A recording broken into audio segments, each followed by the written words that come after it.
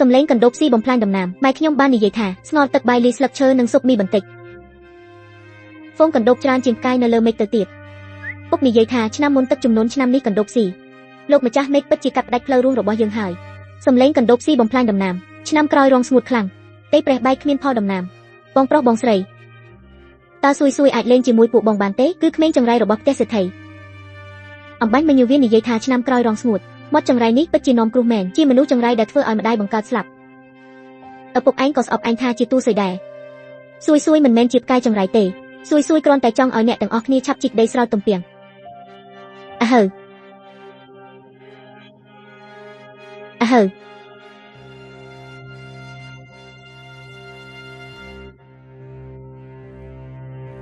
អំបញ្ញមិញមិនមែនយើងឲ្យឯងទៅដេកនៅក្រៅជើងទេឯងរត់ទៅណាងាប់ហើយយ៉ាវជូអូយលោកម្ចាស់ក្មេងចង្រៃនេះធ្វើឲ្យម្ដាយវាស្លាប់មិនអស់ចិត្តឥឡូវសំបីតែសត្វក្នុងផ្ទះក៏មិនលើកលែងដែរអាណិតយ៉ាវជូរបស់ខ្ញុំណាស់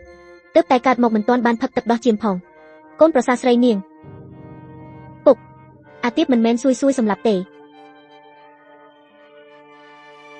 ឯងនេះពិតជាក្មេងចង្រៃ2ឆ្នាំមុនឯងថាមានទឹកជំនន់ក្នុងភូមិមានមនុស្សលង់ទឹកស្លាប់ជាង10នាក់ឆ្នាំមុនឯងថាមានកណ្ដូបស៊ីផ្ទះខាងម្ដាយខ្ញុំគ្មានសល់ផលដំណាំអ្វីសោះឥឡូវនេះឯងហ៊ានមកធ្វើបាបយ៉ាវជូទៀតកុំអី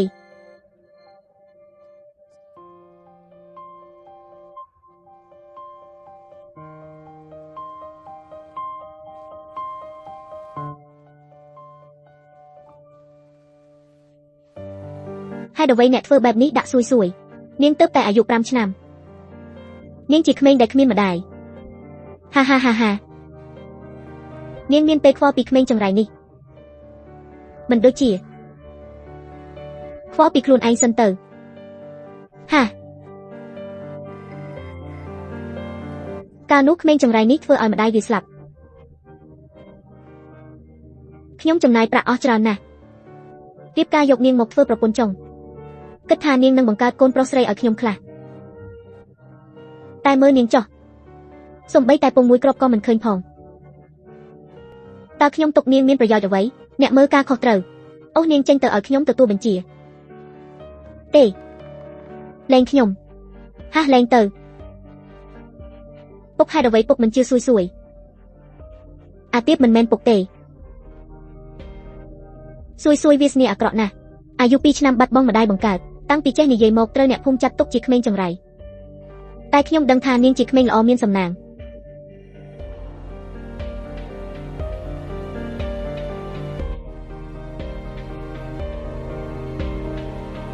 អ្នកម៉ែទី2បាត់ខ្លួនទៅណាហើយស៊ុយនឹកអ្នកម៉ែសុននាងណាស់អ្នកម៉ែសុននាងអាចអប់ស៊ុយបានទេ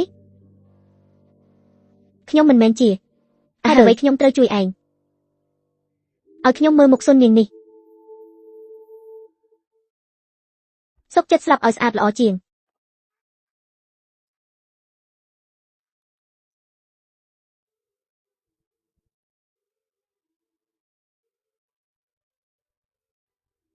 ក្មេងនេះមិនមែនជាក្មេងចង្រៃទេពិតជាក្មេងនាំសំណាងមែនអ្នកម៉ែសុននាងមិនឈឺទេមានស៊ុយនៅទីនេះអ្នកម៉ែសុននាងមិនស្លាប់ទេ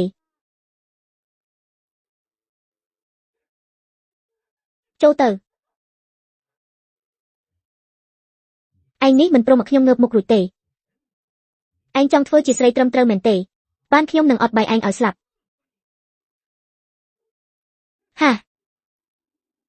តោះលែងខ្ញុំទៅសុននាងឆាប់ស៊ីទៅម៉ែឲ្យនំប៉័ងមកកូនហើយចុះម៉ែញ៉ាំអីពុកនឹងមិនមើលបំណាច់ឲ្យស៊ុយដាច់ពោះស្លាប់ទេកុំអីពួកគេមិនត្រូវការឯងទេម៉ែមិនមែនជាម្ដាយបង្កើតឯងទេគ្រាន់តែជាម្ដាយចុងរបស់ក្មេងស្រីម្នាក់ប៉ុណ្ណោះម្ដាយចុងក៏ដោយ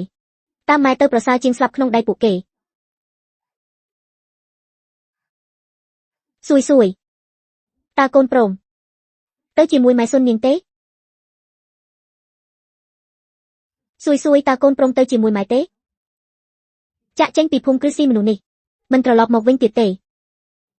Xui prong. Ý chăng tơ ngày còi mai chỉ mai bằng cao rồi bỏ cồn. Hai thà nẹ mày.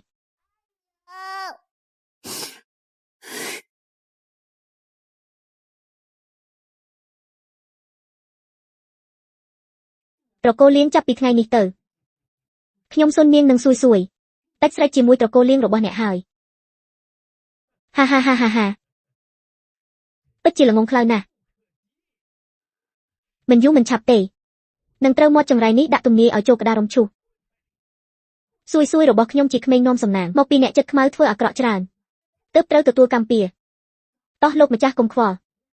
Bộ kế pi nẹ khmiên bạ chọc luôn sọ. Mình đo bây ngày tê bạ có chỉ địch ngọt cần đa vía mình khàn.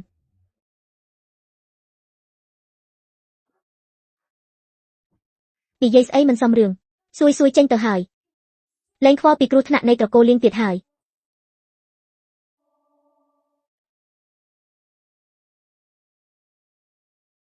Lột mà cha dạp hời. Khlang srâu trâu cần đô trổ, srâu tiền ó trâu cần đô xí tích ó hời. Tham ếch. Lột mà cha dạp hời lột mà cha. Xe ô sở tê rột bạch hời. Bạ tiền ó nơi không hấp bạ nút ó hời. Ôi. Ní bạ có chia sna đáy khmênh chẳng rai nút đã tùm nì hời. Nẹ mơ ca khó trâu. Chắp tơ công chặt cần đô, cha sò. Anh chắp tơ tam xe anh có tờ đè. Chắp làng.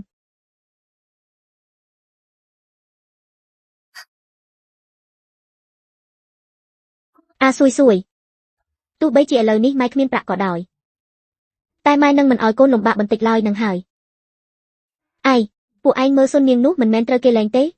Mấy con nơi dọc khmênh chẳng rai nút một chỉ mùi tiệt. Lớp pi mùi hơi đại khơi tha trơ kê lành. Hai nơi dọc côn propon đam một chỉ mùi. Men hời, mình đại khơi nhẹ na plơm lẻ tê men hời ai. Ta mai nâng sdai còi hơi lên trong ban xui tế. Thôi chênh. A xe bò hời. Ham thơ bạp mạch nhung.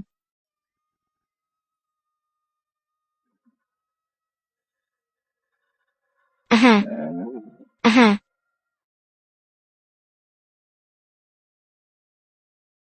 Tờ vinh hơi.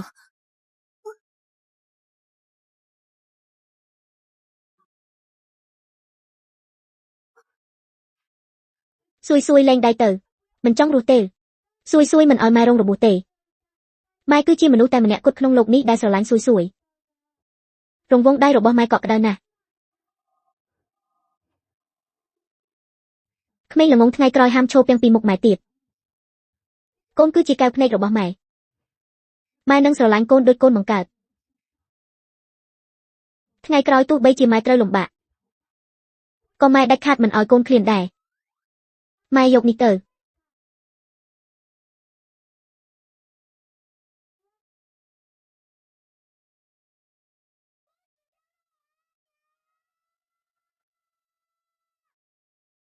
Bạ ní bạ có chiếc lẹ pi tế xe hỏng banh mình hài. Mình ban tê dương trâu bạ cô ỏi mà cha đàm vinh.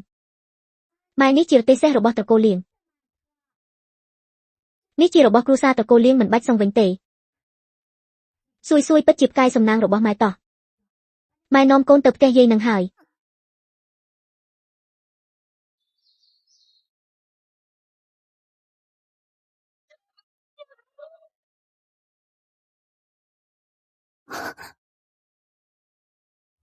Phục. Nhông trở lọp một vinh hài. Xuân niên mịch có anh trở lọp một vinh. Chắp tờ vinh tơ bà phục anh đăng thả anh trơ kê lên chắp tờ. Nơ miên một vinh tiệt.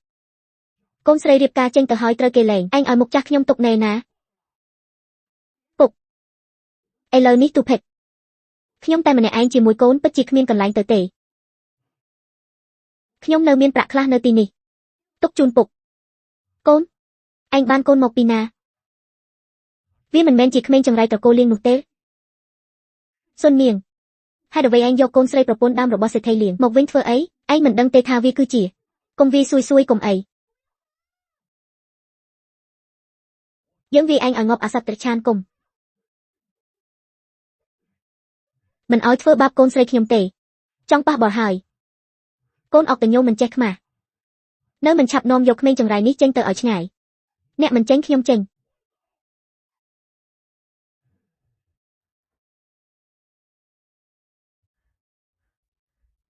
សុននាងកាលនោះឯងនឹងហឺលីមិនមែនបានសន្យាគ្នាអស់មួយជីវិតទេទៅរកគេចុះក្រែងលោនៅមានផ្លូវរស់ខ្លះពុកម៉ែកុំយំអី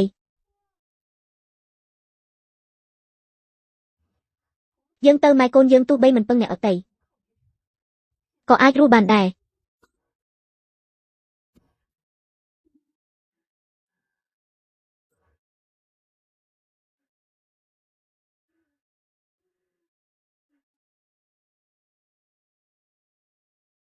ម៉ែហឺលីជាអ្នកណាហឺលីគឺជាមនុស្សដែលម៉ែស្រឡាញ់កាលពីនៅក្មេងគឺជាអ្នកចាំបងបបាញ់បានជ្រូកព្រៃ10ក្បាលសិននឹងចូលស្ដីដណ្ដឹងអូនយ៉ាងអធិកអធមលើកចំនួន8យ៉ាងទៅដណ្ដឹងអូនមកផ្ទះលោកពុកខ្ញុំចំពោះសុននាងគឺពិតជាស្មោះស្ម័គ្រពិតមែនថ្ងៃក្រោយខ្ញុំនឹងឲ្យនាងរស់នៅបានសុខស្រួលពុកខ្ញុំសុំពុកឲ្យខ្ញុំនឹងហឺលីបានគ្នាផងចិត្តស្មោះមានតម្លៃប៉ុន្មានសេដ្ឋីលៀងហ៊ានឲ្យប្រាក់10តម្លឹងដើម្បីឲ្យសុននាងធ្វើជាប្រពន្ធចុងឯងអាក្រីក្រកាត់ចិត្តទៅ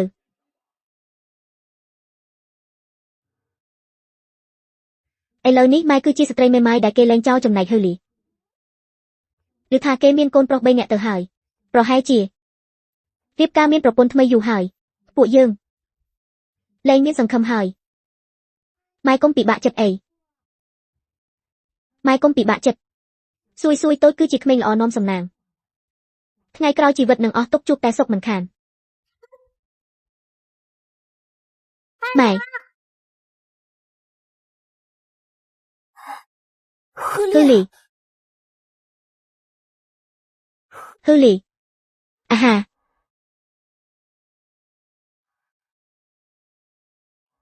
អ្នកនាងស្គាល់គាត់ឬព្រានព្រៃម្នាក់នេះត្រូវខ្លាចឃ្មុំខ្វាមពេលបបាញ់ខ្ញុំកំពុងជូនគាត់ទៅពេទ្យតែថាសម័យនេះរកបាយស៊ីសឹងមិនបានលុយឯណាទិញថ្នាំទៅខ្ញុំមានលុយខ្ញុំយកគាត់ទៅបានប៉ុន្តែខ្ញុំត្រូវយកគាត់ទៅយ៉ាងម៉េចខ្ញុំនឹងសួយកម្លាំងខ្សោយពិតជាលីមិនរួចទេ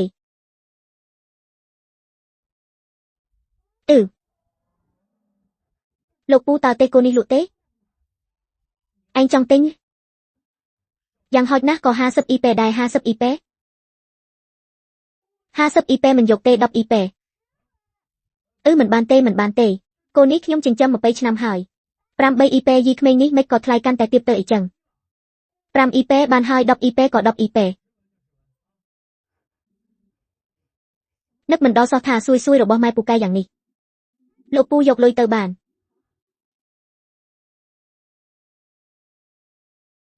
បានប៉ុន្តែពួកយើងមិនចេះបរទេសគោនេះទេមិនអីទេឡើងរទេសសិនទៅចាំខ្ញុំហៅក្មួយខ្ញុំឲ្យមកជួយហៅអរគុណឡើងរទេសសិនទៅម៉ែពួកយើងទៅបានហើយតោះ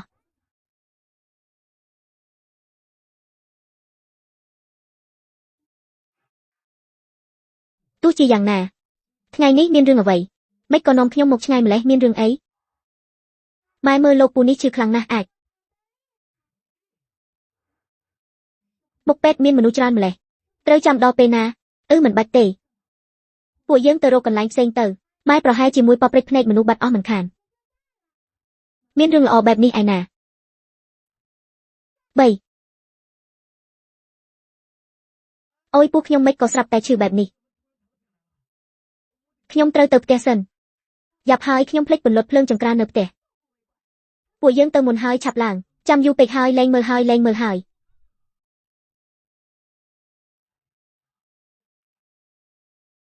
អាហារពិតជាទៅអស់មែនសួយមាត់តូចរបស់កូននិយាយមិនមែនសម្ដីចង្រៃទេគឺពិតជាសម្ដីទឹកមែន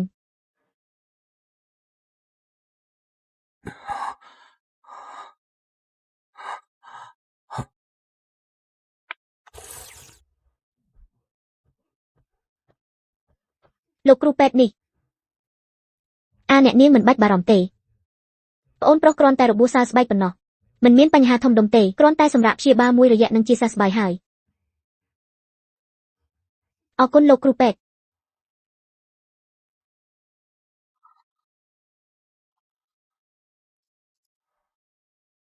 អរគុណអ្នកនាងដែលបានជួយខ្ញុំ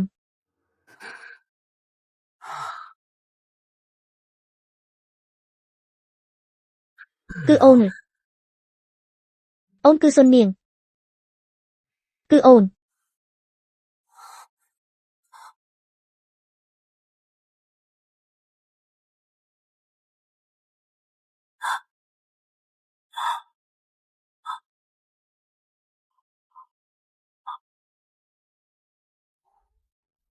នេះគឺជាកូនរបស់សុននាងនិងសេដ្ឋីលៀង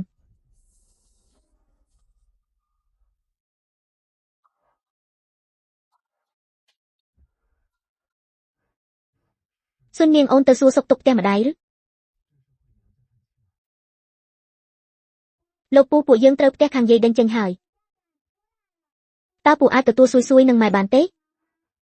សួយលោកពូឯងរៀបការពូឯងទៅផ្ទះជាមួយបង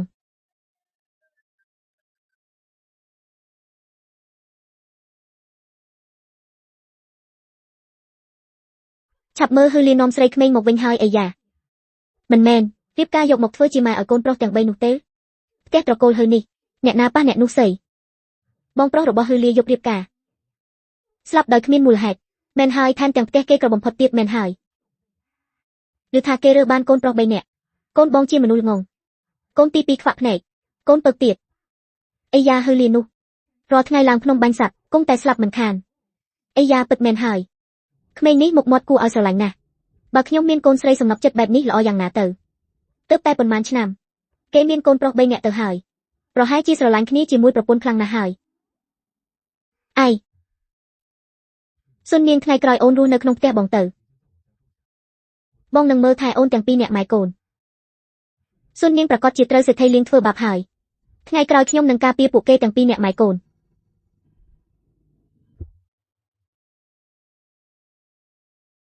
ហឺលីគឺមកពីឯង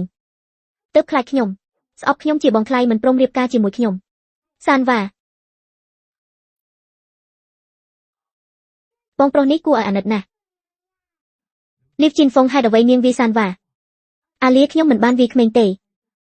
បងប្រកាសជាឃ្លានវិលមុខមើលច្រឡំហើយបងប្រុសមីងម្នាក់នេះអំបាញ់មិញវាបងមែនទេ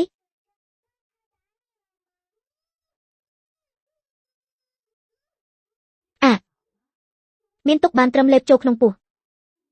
សួយបងទី3របស់ឯងនិយាយមិនកើតទេបងប្រុសនិយាយមក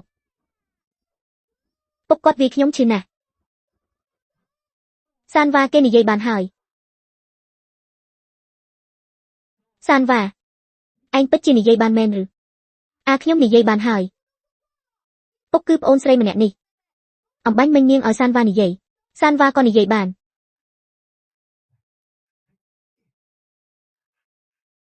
សួយកូនពិតជាផ្កាយសំណាងមែនសានវ៉ាសួយថ្ងៃក្រោយជាប្អូនស្រីរបស់ឯងហើយអាលីបងរើសមកពីណាក្មេងតូចក្នុងផ្ទះមានកូនប្រុស3នាក់មិនគ្រប់គ្រាន់ចិញ្ចឹមទេនៅចង់យកក្មេងខាតបងមកទៀត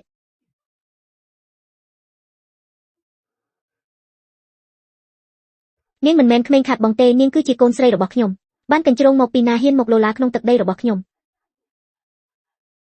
អាហា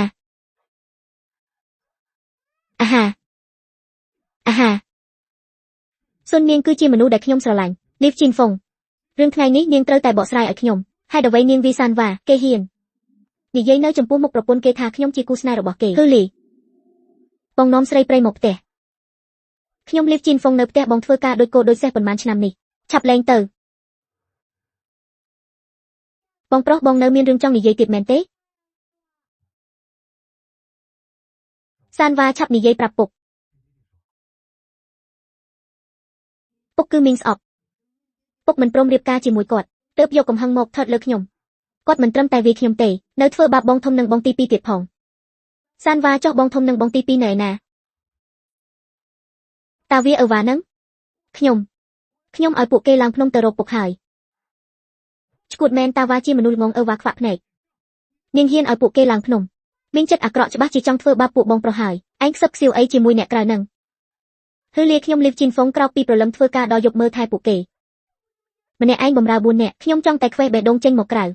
khiêm thưa mệt nằng ai thưa bạp côn ban lành đại khiêm trâu tờ rộc tà va nằng ở vả ốc khiêm tơ chỉ mùi bộc bản xuân niên xui xui phụ ôn nơi tin ní cho ngày còi ní cứ chịp kẻ robot phụ ôn live chin phóng rương ngày ní khiêm mìnhประกันnhững tệบนใต้ថ្ងៃក្រោយបើនាងនៅតែបែបនេះទៀតខ្ញុំដាច់ខាតមិនលើកលែងទេតោះល្អណាស់ម៉ែថ្ងៃក្រោយយើងមានផ្ទះហើយស៊ុយម៉ែសុកចិត្តមិនធ្វើជាប្រពន្ធចុងពួកយើងស្នាក់នៅទីនេះជាមួយពូហឺលាពី3ថ្ងៃសិនចាំម៉ែរកការងារបាននឹងនាំកូនចាក់ចេញចាសោះនេះចាត់ទុកខ្លួនឯងជាប្រពន្ធហឺលាហើយឬហះបែបនេះក៏ល្អនាងនេះក៏ចេះដឹងខ្យល់ដែរដឹងថាភ្នែកខ្ញុំមិនអាចជោគសាច់បានបើបានជោគផ្ទះខ្ញុំហើយត្រូវតែគោរពច្បាប់របស់ខ្ញុំដែលជាម្ចាស់ផ្ទះស្រីនាងចង់ធ្វើអីផ្ទះអស់អង្គហើយពួកឯងពីរនាក់ទៅជីកបន្លែព្រៃនៅឯភ្នំទៅចុះមិននាងមិនទៅខ្លួនឯងពួកឯងពីរនាក់ជាអ្នកក្រៅចង់ឲ្យត្រកូលហឺចិញ្ចឹមពួកឯងដោយមិនធ្វើអីយកសັບបាត់ហើយហះស៊ុយពួកយើងទៅឥឡូវនេះទូភិតមានលុយក៏រកទិញអីស៊ីមិនបានដែរជីកបន្លែព្រៃបំពេញក្រពះទើបជារឿងសំខាន់ល្ងាចនេះម៉ែធ្វើនំបន្លែឲ្យកូនញ៉ាំល្អទេនំបន្លែស៊ុយចង់ញ៉ាំជីកមិនបានបន្លែព្រៃពីកន្ត្រកគុំត្រឡប់មកវិញហះ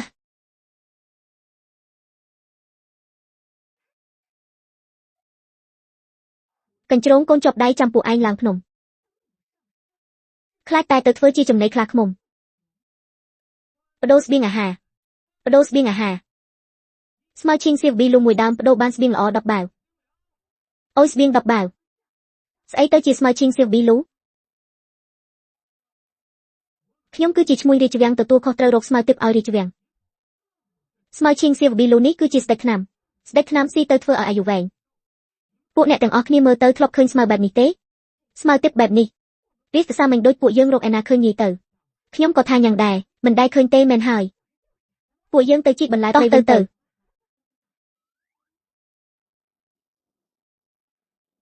ស្មៅឈីងសៀវប៊ីលូ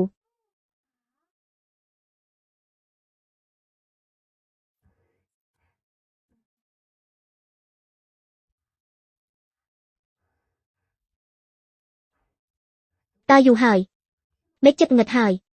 បន្លែព្រៃកន្លះដើមក៏មិនឃើញផងហឺស្មៅឈីងសៀវប៊ីលូឯងនៅឯណាទៅស៊ុយទីនេះដាច់ស្រយាលណាស់សំបីតែស្មៅព្រៃមួយដើមមានស្មៅទៀតໄວណាទៅឈប់គិតទៅកូនផ្អែកនឹងដើមឈើសម្រាប់សិនទៅម៉ែទៅរកកន្លែងផ្សេងទៀតមើលហើ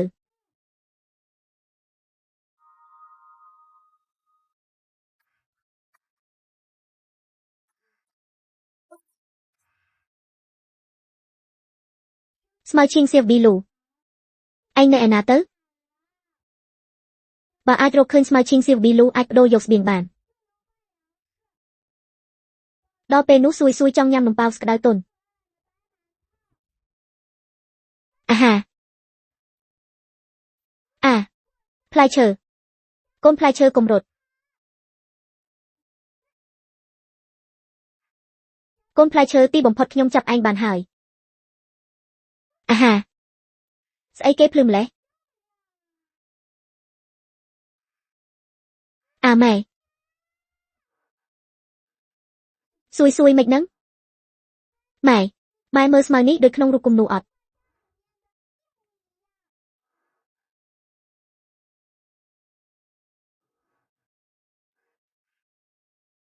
នេះគឺស្មៅឈីងសៀវប៊ីលូ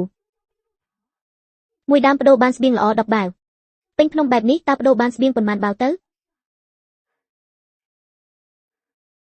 កូនទាំង3របស់ហឺលីសុទ្ធតែពិការស្មៅទឹកទាំងនេះប្រហែលជាអាចព្យាបាលពួកគេជាចាត់ទុកថាសងគុណហឺលីដែលបានទទួលពួកយើង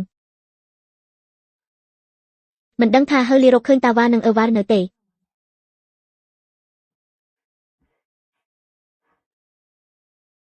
បងធំបងទី2តាវ៉ាបងធំបងទី2អឺវ៉ាតាវ៉ាអឺវ៉ាបងធំបងទី2ពុក ពួកយើងនៅទីនេះពួកយើងនៅទីនេះបងធំឆាប់ទៅពុកមករកពួកយើងហើយឆាប់ទៅខ្ញុំមិនទៅគេមានប្អូនស្រីខ្ញុំក៏មានប្អូនស្រីគេមានម៉ែខ្ញុំក៏មានម៉ែតាវ៉ាវ៉ាបងធំបងទី2សានវ៉ាឯងនិយាយបានហើយមែនហើយបងធំបងទី2គឺប្អូនស្រីសួយជួយព្យាបាលបំពង់របស់ខ្ញុំតាវ៉ាពុកប្រាប់ឯងថាពួកឯងបងប្អូនទាំង3មានប្អូនស្រីហើយនៅចាំឯផ្ទះតោះទៅផ្ទះអូមានប្អូនស្រីហើយតើយឺតឯងថាហឺលានាំស្រីម្នាក់មកវិញជីនហ្វុងឯងមិនអាចឲ្យគេដណ្ដើមហឺលាបានទេណាបើឯងនៅតែចង់រៀបការជាមួយប្អូនថ្លៃឯងនោះត្រូវតែឆាប់ដេញកញ្ជ្រោងនោះចេញទៅនឹងហើយកុំបារម្ភពួកគេមិនអាចត្រឡប់មកវិញបានទេអីយ៉ាសំតែជាជីនហ្វុងទេគឺឯងពួកយើងមកវិញហើយពួកយើងជីកបាន2កន្ត្រកហើយ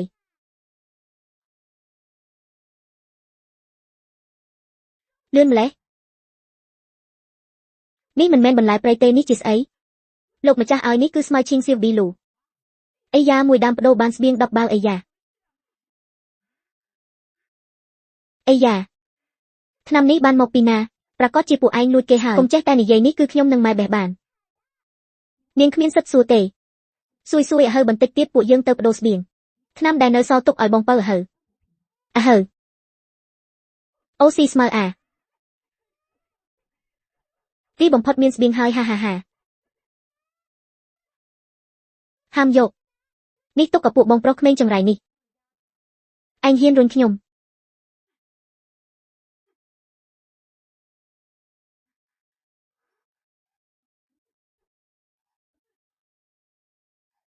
សុននាង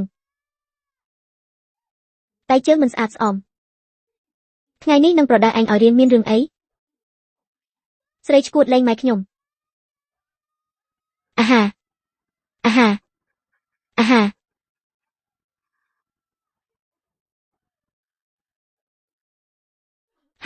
ា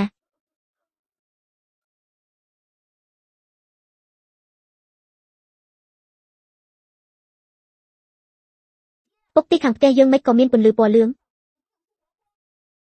អាហ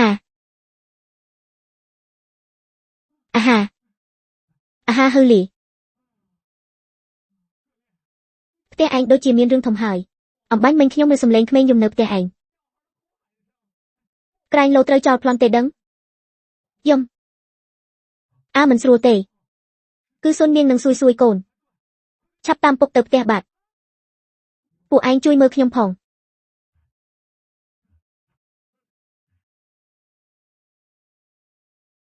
មានរឿងអីហ្នឹងជីនហ្វុងមិនក៏នាងក្អួតឈាមអុយមកពីក្មេងចង្រៃនេះគ្រាន់តែវានិយាយមួយម៉ាត់ក៏ចង្រៃទាំងអស់គ្នាមកពីស្រីមាត់ចង្រៃនេះមួយម៉ាត់ស្ទើរតែយកជីវិតចាស់របស់ខ្ញុំទៅបាត់មែនហើយសួយរបស់ខ្ញុំមិនមែនជាក្មេងចង្រៃទេម៉ែហូរឈាមហើយម៉ែសួយស្អីគេក្មេងចង្រៃនោះកំពុងដាក់ទំនាយអ្នកទៀតហើយអ្នកទាំងអស់គ្នាចូលមកអ្នកភូមិអាហា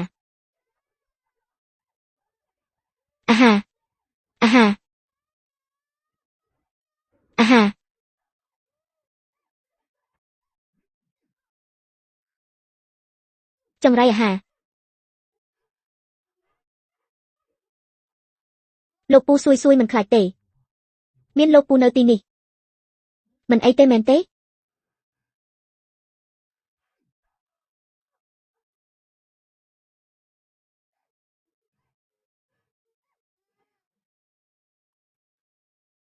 ហឺលី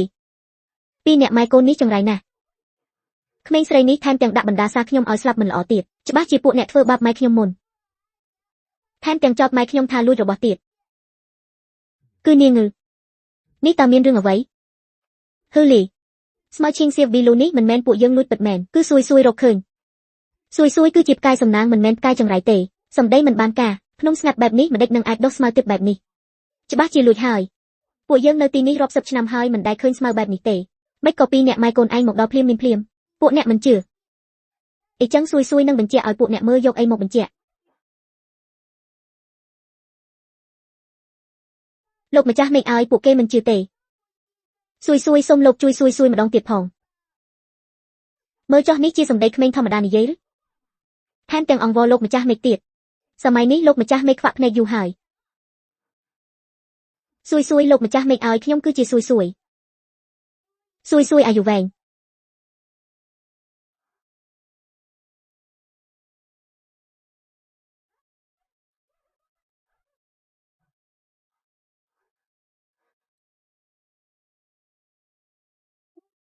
អាហាអាហាអាហាកុំរត់រត់ធ្វើអីឆាប់ជួយខ្ញុំចាប់ក្មេងចង្រៃនេះនិងម៉ែថោកទាបរបស់វាដេញចេញទៅរបស់ចង្រៃភ្នែកទាំងពីរនេះចាំឲ្យអ្នកទាំងអស់គ្នាវាឲ្យងាប់ចុះម៉ែស៊ុយស៊ុយអំបញ្ញមិញបានបញ្ជាក់ថាពួកយើងមិនបានលួចទេអ្នកភូមិទាំងឡាយខ្ញុំធំឡើងជាមួយសុននាងតាំងពីតូច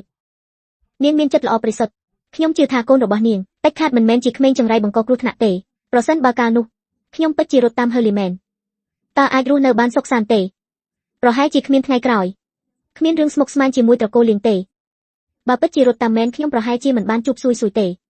ក្មេងនេះជាគ្រាប់ពេជ្រដែលលោកម្ចាស់មេឃប្រទានឲ្យខ្ញុំនាំស៊ុយស៊ុយចាក់ចេញពីពួកអ្នក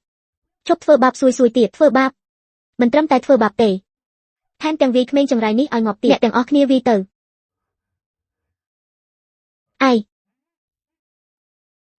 ពួកឯងមិនក៏មិនវាយ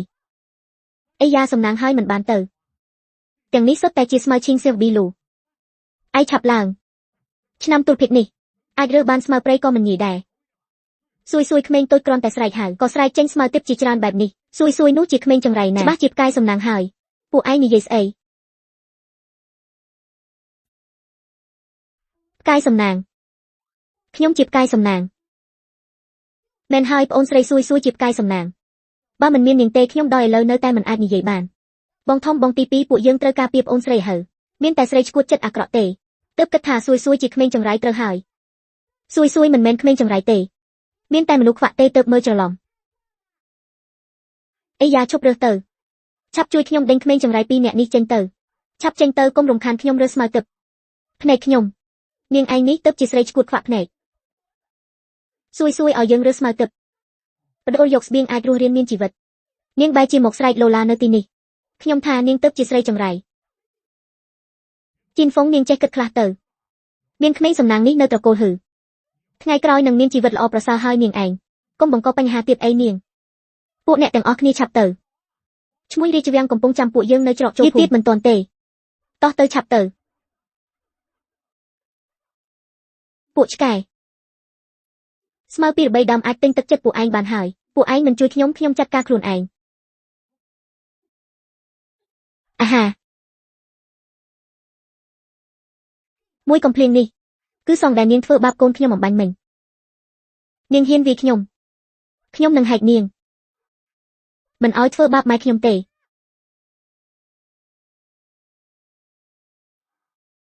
ចង្រៃមិនក៏ខ្ញុំកម្រើកមិនរួច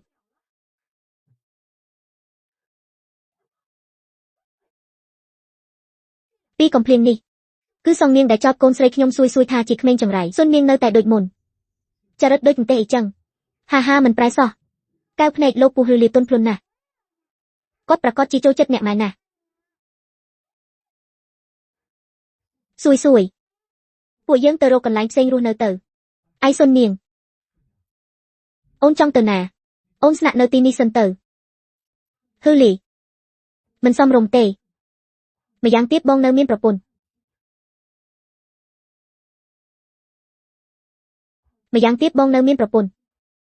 អូយស៊ុយធ្វើមុខណាស់ស៊ុយកូនកើតអីម៉ែឃ្លានពោះពួកយើងទៅបដូរយកស្បៀងមកញ៉ាំដែរទៅបានអីចឹងឥឡូវនេះខ្ញុំទៅបដូរហើយបងកំពុងរបួសនៅសម្រាប់ផ្ទះទៅខ្ញុំនឹងស៊ុយទៅបានហើយបានម៉ែស៊ុយបារម្ភពីរបួសរបស់លោកពូហឺលីចាំរបួសលោកពូហឺលីធូរស្បើយបន្តិច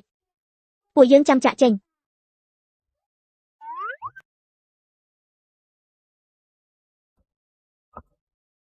អាហាមុខរបួសឈឺណាស់បានហើយអីចឹងបងចូលក្នុងផ្ទះសម្រាប់សិនចុះ ចាំបងធូរស្បើយបន្តិចខ្ញុំនឹងសួយចាំចាក់ចេញបានអីចឹងតាវ៉ាឯងជូនប្អូនស្រីសួយទៅបដូរស្បៀងទៅឯប្អូនស្រីម៉ែហេហេពួកយើងទៅតាវ៉ាខ្ញុំមិនមែនម៉ែអញទេហេម៉ែមិនមែនម៉ែពុកឯងមិនមែនពុកហេហេហេមិនដឹងស្រីម្នាក់នោះមើលថែតាវ៉ាយ៉ាងម៉េចធ្វើឲ្យកូនទៅជាល្ងីល្ងើគួរឲ្យអាណិតណាស់បងធំនិយាយបែបនេះមានន័យថាម៉េចតើលោកពូឬលីមិនមែនជាឪពុកបង្កើតរបស់បងធំទេ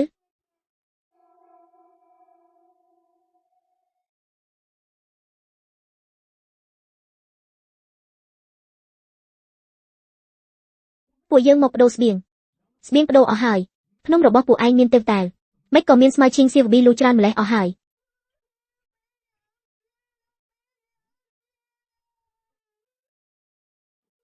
ឯងពូកែណាស់គ្មានចិត្តសោះលោកប្រុសរបស់លោកសេដ្ឋីលោកគឺជាកូនប្រុសរបស់លោកសេដ្ឋីតាវ៉ាឯងក្រោកសិនខ្ញុំមិនមែនជាស្អីសេដ្ឋីទេគឺគូត្រឹមដៃហើមក្មេងនេះជាមនុស្សងងលោកថៅកែតើលោកមានន័យថាម៉េចលោកសេដ្ឋីរបស់ពួកយើងជាមនុស្សឆ្លាតខួរក្បាលរហ័សកូនប្រុសរបស់គាត់មិនដេចនឹងអាចជាមនុស្សល្ងងសុំទោសខ្ញុំច្រឡំមនុស្សហើយពេលឆ្នាំមុនលោកសេដ្ឋីរបស់ពួកយើងបាត់កូនប្រុសខ្ញុំឃើញក្មេងប្រុសនេះនិងលោកសេដ្ឋីមានមុខមាត់ស្រដៀងគ្នាណាស់លោកច្រឡំហើយពុករបស់តាវ៉ាគឺហឺលីមិនដេចនឹងអាចជាកូនប្រុសរបស់សេដ្ឋីរាជវាំងទៅត្រូវហើយកូនប្រុសរបស់លោកសេដ្ឋីមិនដេចនឹងអាចជាមនុស្សល្ងងទៅជំងឺរបស់បងធំមិនយូរមិនឆាប់នឹងជាទេក្មេងតូចពូសុំទោសដែលនិយាយមិនសមរម្យបែបនេះចុះពូនៅសល់ស្បៀងខ្លះជូនពូឯងយកទៅអរគុណលោកពូអូមានស្បៀងស៊ីហើយតោះយើងទៅផ្ទះហៅម៉ែមីងចិត្តអាក្រក់នៅឯណា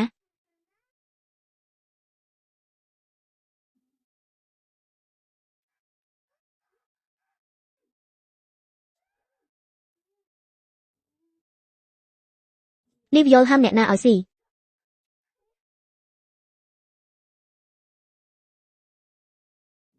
អាហាកំពុកហើយត្រូវដាច់ពោះហើយអាហាថយទៅអាល្ងងនិយាយស្ដីមិនច្បាស់លីវជីនហ្វុងមិននាងធ្វើបែបនេះដាក់តាវ៉ាគេជាកូនបង្កើតរបស់នាងអូមិនមែនទេគេគឺតែខាត់មិនឲ្យអាល្ងងនេះខ្ញុំមិនមែនជាប្រពន្ធហឺលីថ្ងៃនេះខ្ញុំនឹងកំចាត់ឯងដែលជាបន្ទុកនេះចោលអ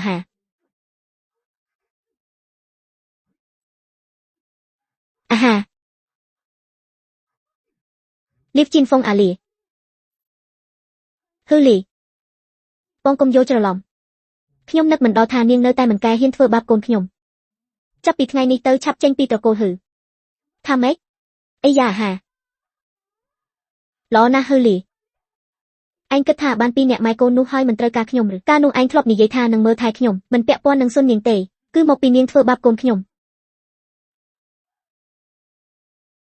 កូនឯងតាវ៉ាគេមិនមែនជាតាវ៉ាគេជារៀងរហូតគឺជាកូនខ្ញុំកូនទាំង3ទោះរើសមកក៏ដោយប៉ុន្តែខ្ញុំស្រឡាញ់ដូចកូនបង្កើតពួកគេគឺជាកូនរបស់ហឺលីខ្ញុំជារៀងរហូតលីវជីនហ្វុងនេះតែជាបង្កើតកូនប្រុស3នាក់ឲ្យហឺលី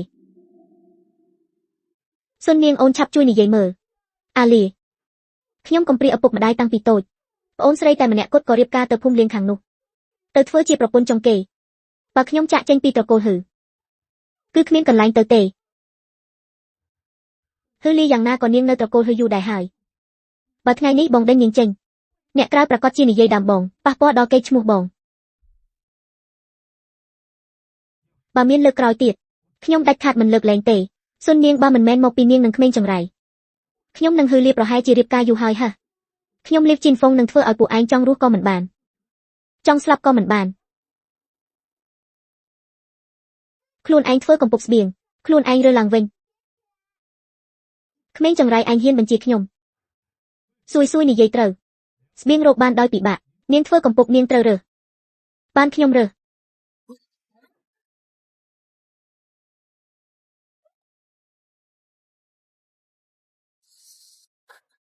nhằm từ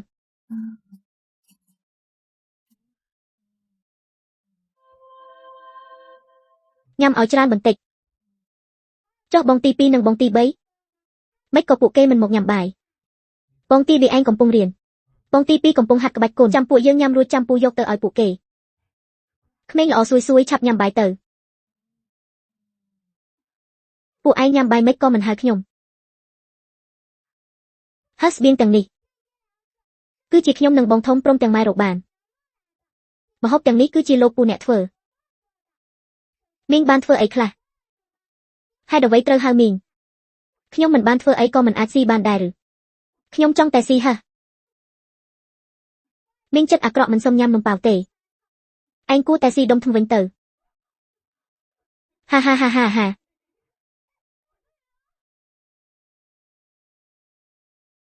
ha ha ha ha ha ha miên rừng ấy nhom bác chi dọc nông bào tả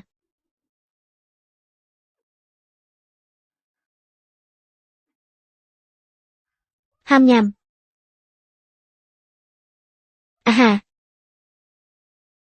ha ha ha ha ha ha ha ha ha ha ha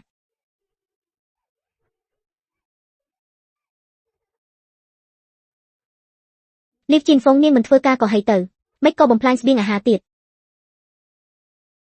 à ha bà có chiếc nhom với một mơ là vậy mình cho bác so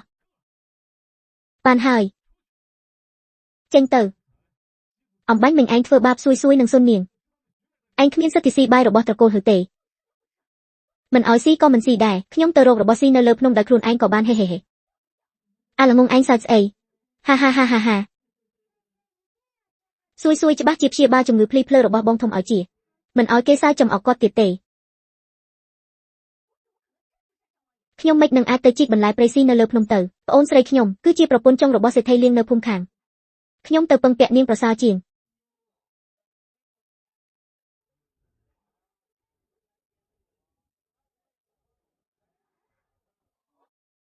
ní mình men xuân niên nâng xui tê hé ní mình men xuân niên nâng xui tê hé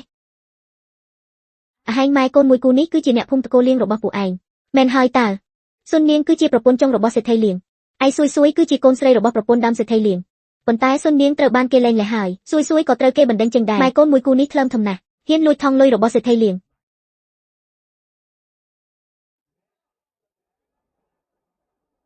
first ấy nắng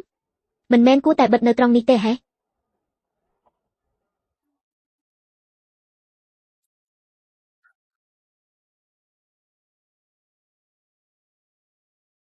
liêu chín phóng cứ quạt hai đài rục nè bong srei bong một thưa ấy bong một xua sọc tục hành hai chiệp bể rap sẽ thay liêng pi đầm năng rồi bong mai côn mùi cu nục phòng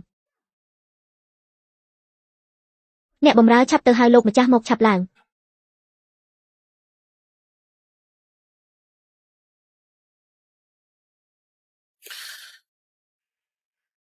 lộc mà cha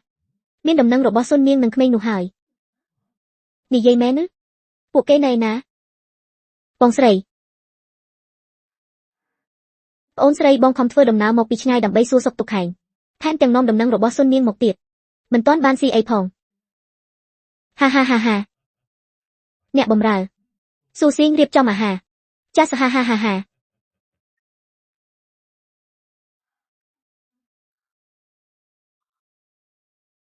à ha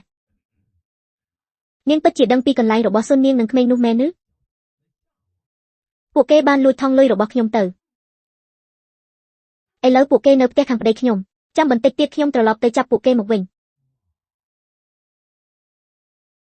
trăm bẩn tịch tiết nhom trở lọp tới chập bộ cây một chun lột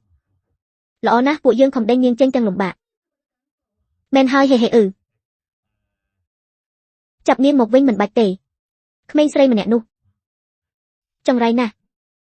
oi tài niên chui dọc thong lôi mọc ở nhom vinh nhom nâng oi biên à ha mùi bao đỏ niên pi bao tờ yang na dưỡng có chia sạch nhiệt nâng khnia đẻ tư vô prom oi tài niên a chui dọc thong lôi mọc ở nhom vinh bàn pi bao cho si tờ ok hề một hà hà tỏ tụp បងធំញ៉ាំថ្នាំអស់ជំងឺភ្លីភ្លើនឹងជាហើយ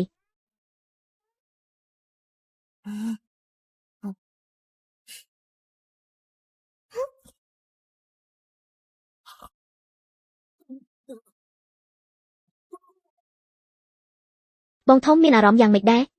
ពិបាកផឹកណាស់ល្វីងម៉ែថ្នាំនេះគ្មានប្រសិទ្ធភាពសោះព្យាបាលជំងឺភ្លីភ្លើរបស់បងធំមិនជាទេ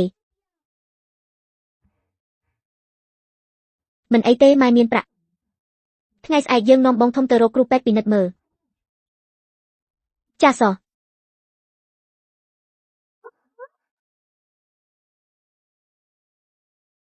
នាងពិតជាបានលួចថង់លុយរបស់សេដ្ឋីលៀងមែននាងពិតជាបានលួចថង់លុយរបស់សេដ្ឋីលៀងមែនលាវជីនហ្វុងនាងចង់ធ្វើស្អីយកប្រឡប់ហើយមកធាក់ទ្វារចូលផ្ទះគេនៅមានច្បាប់ទម្លាប់ទេធ្វើស្អីចាប់ចោលនឹងណាម៉ែខ្ញុំមិនមែនចោលទេលុយនេះខ្ញុំនឹងម៉ែជារើសបានអ្នកភូមិតកូលលៀងសុទ្ធតែបានឃើញពួកឯងយកថង់លុយពីលើទេសេះហើយដើរចេញនោះគេហៅថាលួចហើយសុននាងខ្ញុំពិតជានឹកស្មានមិនដល់សោះមើលពីក្រៅដូចជាមនុស្សត្រឹមត្រូវបែរជាធ្វើរឿងដែលគួរឲ្យខ្មាស់គេបែបនេះនេះជារឿងរបស់ខ្ញុំនិងត្រកូលលៀងមិនពាក់ព័ន្ធនឹងនាងទេហាស់លាវអ៊ីនាងគឺជាប្អូនស្រីបង្កើតរបស់ខ្ញុំសេដ្ឋីលៀងក៏ត្រូវជាប្អូនថ្លៃរបស់ខ្ញុំដែរថ្ងៃនេះខ្ញុំត្រូវតែទារយកថង់លុយរបស់ត្រកូលលៀងមកវិញរួចហើយប្តឹងមេឃុំឲ្យចាប់ចោលដូចជានាងដាក់គុកនាងចេញទៅពួកយើងមិនបានលួចរបស់គេទេមិនអនុញ្ញាតឲ្យនាងមកចោទប្រកាន់ម៉ែខ្ញុំទេក្មេងព្រៃផ្សាយហ៊ានរុញយើងផងនាងអាក្រក់នាងធ្វើបាបអូនសួយបងធំបងគឺជាបងធំរបស់ខ្ញុំដឹងខ្លួនឡើងបងដឹងខ្លួនឡើងបងធំបងដឹងខ្លួនឡើង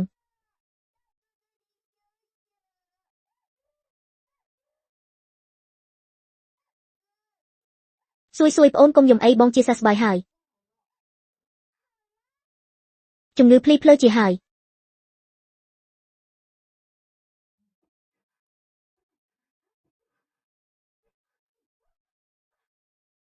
មិនអនុញ្ញាតឲ្យនាងធ្វើបាបសុននាងនឹងសួយទេ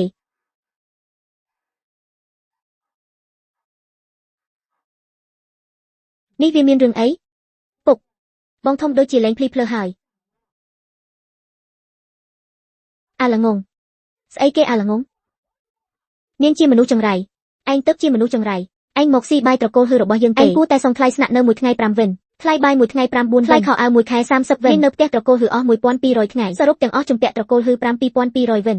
អាហាអាល្ងងនេះមិនក៏ស្រាប់តែមាត់រហ័សម្លេះម៉ែបងធំពូកែណាស់ច្បាស់ជាអ្នកជំនួញដល់ពូកែហើយ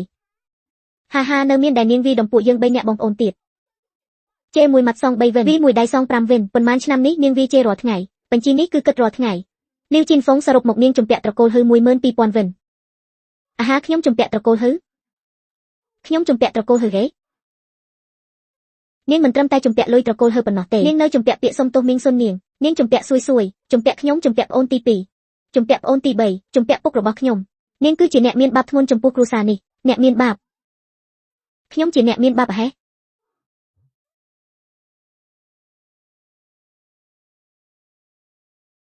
ហើយសំមុខដែលចូលចិត្តធ្វើបាបពួកយើងបងធំបងពិតជាលែងភ្លីភ្លើហើយមែនទេមែនហើយគឺប្អូនស្រីសួយតែបងបីដៃភាពស្រពេចស្រពើក្នុងខួរក្បាលបងក៏បាត់អស់រលីងឥឡូវនេះបងមានស្មារតីច្បាស់ណាស់ហាសួយអ៊ំអរគុណក្មួយណាស់អរគុណក្មួយដែលបានព្យាបាលជំងឺភ្លីភ្លើរបស់បងធំលោកអ៊ំមិនបាច់អរគុណសួយទេឲ្យតែបងធំជាសះស្បើយសួយក៏សប្បាយចិត្តដែរសួយកូនពិតជាកូនទេវតារបស់ម៉ែមែនហាបងធំជាសះស្បើយខ្ញុំពិតជាត្រេកអរជំនួសគាត់ណាស់ប្រសិនបើភ្នែករបស់ខ្ញុំអាចមើលឃើញដែរមិនដឹងល្អយ៉ាងណាទេនេះគូជានោះគឺបងទី2មែនទេមិនក៏គាត់មិនចូលមកពុកប្រាប់ថាជំងឺភ្លីភ្លើរបស់បងធំកើតឡើងនៅពេលក្រោយអាចព្យាបាលជាប៉ុន្តែខ្ញុំមើលមិនឃើញតាំងពីកើតខ្ញុំបែងចែកមិនដាច់រវាងពេលយប់និងពេលថ្ងៃសូម្បីតែផ្កាក៏មិនដឹងថាពណ៌អ្វីដើមឈើក៏មិនដឹងថាពណ៌អ្វីសូម្បីតែមុខខ្លួនឯងក៏មិនដឹងថាយ៉ាងម៉េចដែរលោកអ៊ំនាងចិត្តអាក្រក់នេះគិតយ៉ាងម៉េចអូសនាងទៅដាក់ក្នុងបន្ទប់ដាក់អស់ទៅបងធំខ្ញុំជួយបងសួយក៏ជួយដែរល្អ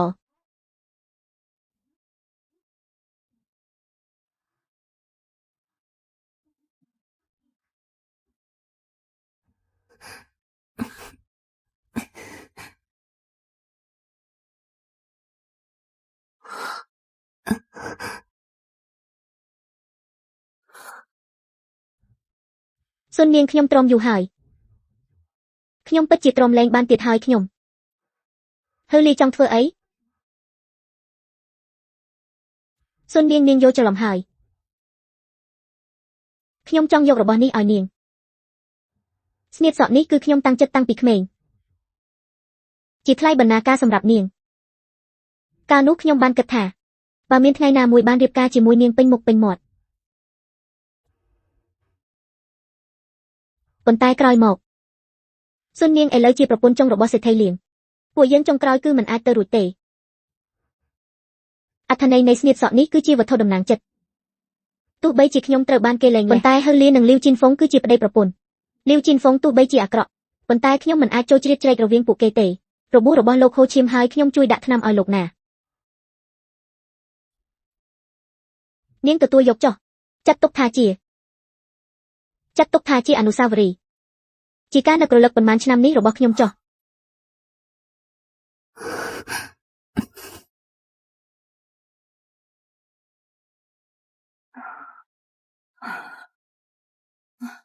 នេះណែណាមិនក៏នៅក្នុងបន្ទប់ដាក់អស់អាបងធំក្មេងត្រឆានមករហ័សយ៉ាងនេះនៅហ៊ានទាលុយពីអញទៀតចាំមើលអញចាត់ការឯងយ៉ាងម៉េចអីចឹងហឺលីឆាប់ពាក់អាវចុះកុំឲ្យរងាក្មេងប្រហែលជាដេកអស់ហើយសុននាងហេតុអីឲ្យតែនាងមកដល់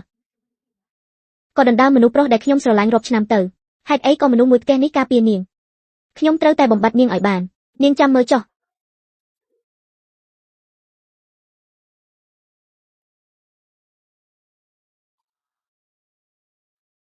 បងទី2ញ៉ាំនំប៉ាវវង្សៅ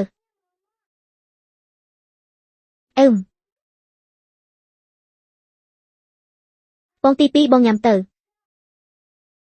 ប្អូនស្រីសួយនំប៉ាវវង្សៅគឺពណ៌ស្អី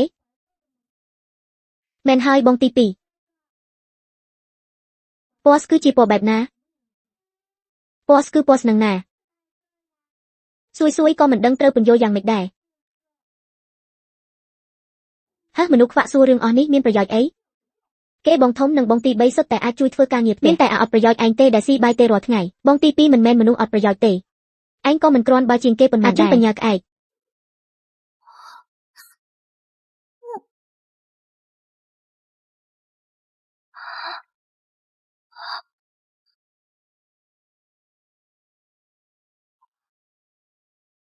បងទី2បងយំហើយ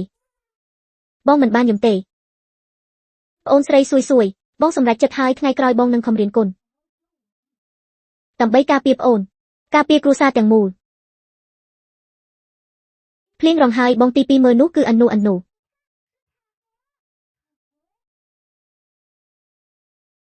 ប្រហែលជាស្អាតណាស់ហើយមើលទៅប៉ុន្តែបងមើលមិនឃើញទេបងទី2មើលមិនឃើញប៉ុន្តែអាចស្ដាប់គឺបងទី2សួយច្រៀងបទចម្រៀងឲ្យបងស្ដាប់ភ្លៀងរងហើយមេឃស្រឡះហើយលើមេឃមានផ្កាក្រហមទឹកក្រូចលឿងបៃតងខៀវផ្ទៃមេឃស្វាយពណ៌ទាំង5ពីរនៅរៀបគ្នា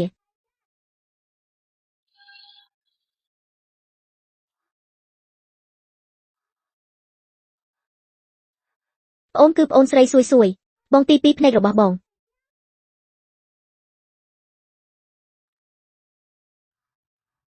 ទី2នេះលេខប៉ុន្មានលេខ1បងទី2បងពិតជាអាចមើលឃើញហើយ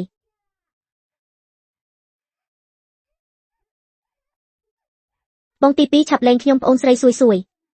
បងអាចមើលឃើញសក់ក្រងរបស់ប្អូនថែមទាំងឃើញផ្កានិងដើមឈើជាច្រើនពកមានពណ៌ច្រើនណាស់បងទី2បងលែងសួយសិន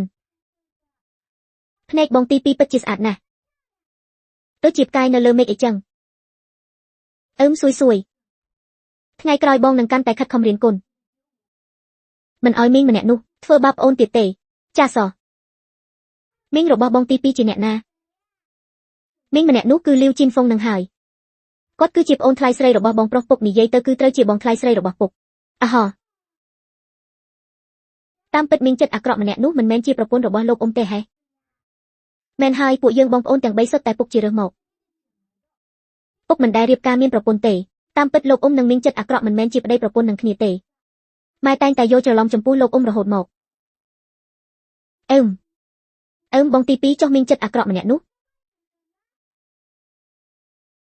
សួយមានអារម្មណ៍មិនល្អសោះ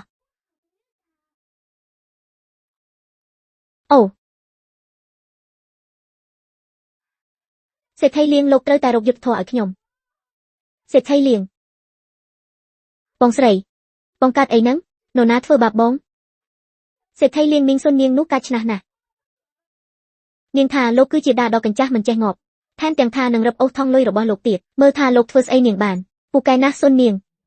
ពិតជារកកន្លែងងាប់មែនហ៊ានដាក់បណ្ដាសាយើងថែមទាំងហ៊ានរឹបអូសថងលុយយើងទៀតអ្នកទាំងអស់គ្នាតោះទៅចាស់លីវជីនហ្វុងឆាប់នាំផ្លូវទៅថ្ងៃនេះយើងប្រកាសជាធ្វើឲ្យមីស្រីម្នាក់នោះគ្មានកន្លែងកប់ខ្មោច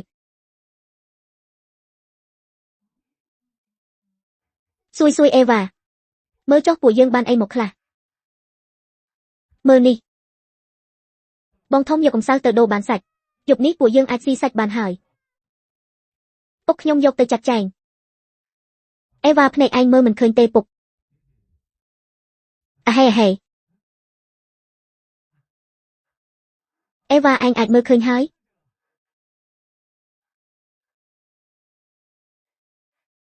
ច្បាស់ជាទេវតាតូចក្នុងផ្ទះយើងបានជួយព្យាបាលភ្នែកបងទី2ហើយមែនទេសួយមិនបានធ្វើអីផងគ្រាន់តែច្រៀងចម្រៀងមួយបទប៉ុណ្ណោះពុកភាពពិសេសរបស់ប្អូនស្រីសួយពួកយើងមិនអាចប្រកាសប្រាប់គេទេឥឡូវនេះគ្រូទូភិកសង្គមច្របូកច្របល់បើឲ្យពួកជនខិលខូចបានដឹងខ្លាចថាមានគ្រោះថ្នាក់ដល់ប្អូនស្រីបងធំនិយាយត្រូវពួកយើងត្រូវការពារសួយឲ្យបានល្អការពារសុននាងឲ្យបានល្អម៉ែគឺជាស្រីមេម៉ាយលោកអ៊ំក៏មិនដែលរៀបការប្រសិនបើពួកគាត់បានរៀបការសួយនឹងមានពុកហើយម៉ែតាមពិតទៅមានចិត្តអាក្រក់នោះនិយាយត្រូវកាត់អីលីវជីនហ្វុងនាំបាក់ពួកសម្រុកមកផ្ទះយើងហើយកាច់សាហាវណាស់គួរឲ្យខ្លាចណាស់លីវជីនហ្វុងមិនឃើញនាងត្រឡប់មកវិញសោះលីមិនស្រួលហើយមានរឿងធំហើយលោកឆាប់ទៅមើលនៅច្រកចូលភូមិទៅមិនស្រួលទេនាងនៅផ្ទះការពារក្មេងខ្ញុំទៅមើលនៅច្រកចូលភូមិមិនបានទេខ្ញុំក៏ត្រូវទៅដែរបើជាមនុស្សរបស់ត្រកូលលីច្បាស់ជាមករកខ្ញុំហើយហេបងធំប្អូនទី3ពួកឯងនៅផ្ទះការពារប្អូនស្រីខ្ញុំនឹងទៅជួយពុកសួយក៏ចង់ទៅដែរអីចឹងសួយតាមបងមកចាសោះនៅខាងណាសុននាងថងលុយរបស់យើងនៅឯណាឆាប់យកមកឲ្យយើងវិញភ្លាមលោកវីដំធ្វើបាបសុននាងនិងសួយជាច្រើនឆ្នាំលុយទាំងនេះចាត់ទុកថាជាសំណងដល់ពួកយើងចុះឯងត្រូវលោកម្ចាស់លែងលះទៅហើយនៅហ៊ានលួចថងលុយរបស់លោកម្ចាស់ទៀតពូកែណាស់សុននាងខ្ញុំដឹងយូរហើយថានាងជាមនុស្សមកបទ្រព្យសម្បត្តិបែបនេះទោះស្លាប់ក៏មិនឲ្យនាងចូលផ្ទះលៀងរបស់ខ្ញុំដែរមែនហើយលោកម្ចាស់ឆ្លាតណាស់សំណាងហើយដែលឆាប់លែងលះនាងចោលសុននាងឥឡូវជាមនុស្សមានសេរីភាពហើយសេដ្ឋីលៀងច្បាប់ប្រទេសយើងបានចែងច្បាស់ហើយប្រុសលែងប្រពន្ធត្រូវតែបង់ប្រាក់សំណងលោកធ្វើបាបពួកនាងម៉ែកូនជាច្រើនឆ្នាំបង់ប្រាក់ខ្លះក៏សមគួរដែរសេដ្ឋីលៀងម្នាក់នេះប៉ុន្មានឆ្នាំនេះច្បាស់ជាធ្វើបាបសុននាងនិងសួយមិនតិចទេឯងជាអ្នកណាឯងក៏សមមកលូកលាន់រឿងផ្ទះលៀងរបស់យើងដែរសេដ្ឋីប្រហែលជាមិនដឹងទេប្រុសម្នាក់នេះគឺជាសហាយស្ម័គ្ររបស់សុននាងមកដល់ភ្លាមក៏ត្រូវគេឆក់យកទៅបាត់មកដល់ភ្លាមក៏ឆក់យកទៅរេលោកម្ចាស់មិនដឹងជាលួចតាក់ទងគ្នាតាំងពីពេលណាទេពូកែណាស់សុននាងមុននេះនាងមិនឲ្យខ្ញុំប៉ះពាល់តាមពិតគឺរក្សាខ្លួនទុកឲ្យអាប្រុសម្នាក់នេះសោះអីយ៉ាពិតជាប្រុសក្បត់ស្រីផិតមែនអ្នកទាំងអស់គ្នាចាប់ពួកវាទាំងពីរដាក់ទ្រង់ជ្រូកនរណាហ៊ានប៉ះគាត់លីប្រយ័ត្នសុននាងលី Hừm. Chập. Chập srei phật bọt ní đã trong trục. Sẽ thay liền.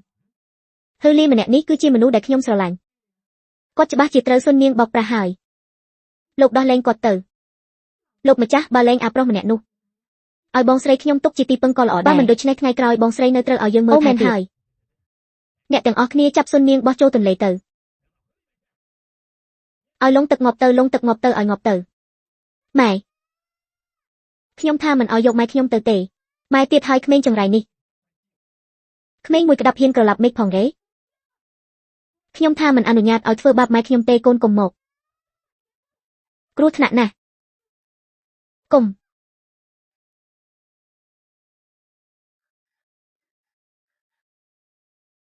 À ha. À ha xui. Lục mà chắc nhông mình ban tăng chật tệ. Xui.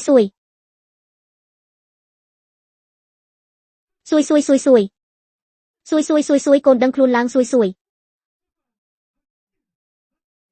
Mình ôi thơ bạp mai nhông tệ.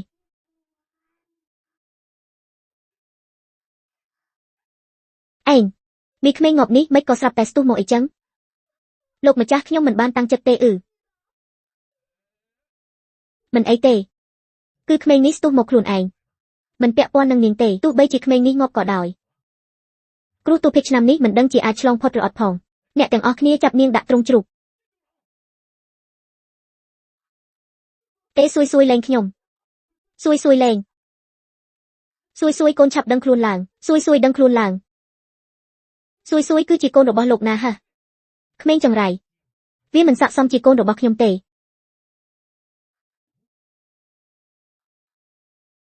Bốc xui nơ miên đằng hàm. Xui. Bong tipi xui trong bàn mẹ. Bong tipi mình xui khmiên mài tệ.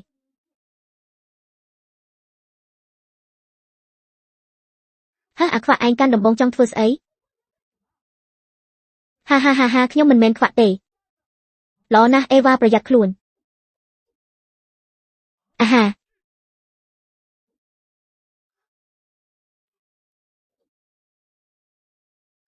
À ha. À ha ភ្នែករបស់ខ្ញុំ ភ្នែករបស់ខ្ញុំ យ៉ា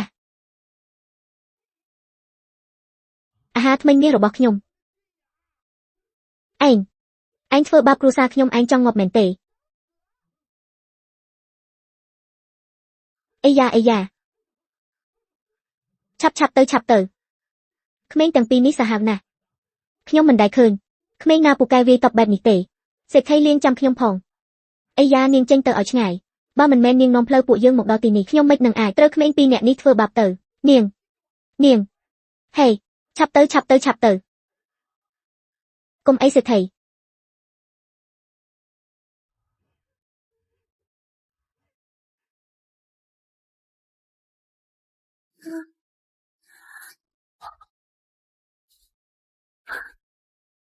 អេវ៉ា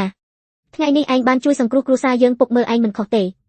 ឯងពិតជាអ្នកមានទេពកោសល្យខាងក្បាច់គុណមែនអេវ៉ាមានស្នាដៃពូកែម្លេះពុកបង្កើតរបស់គេក៏ច្បាស់ជាអ្នកចេះក្បាច់គុណដែរបើមិនអីចឹងមិននឹងបង្កើតបានកូនដែលពូកែបែបនេះ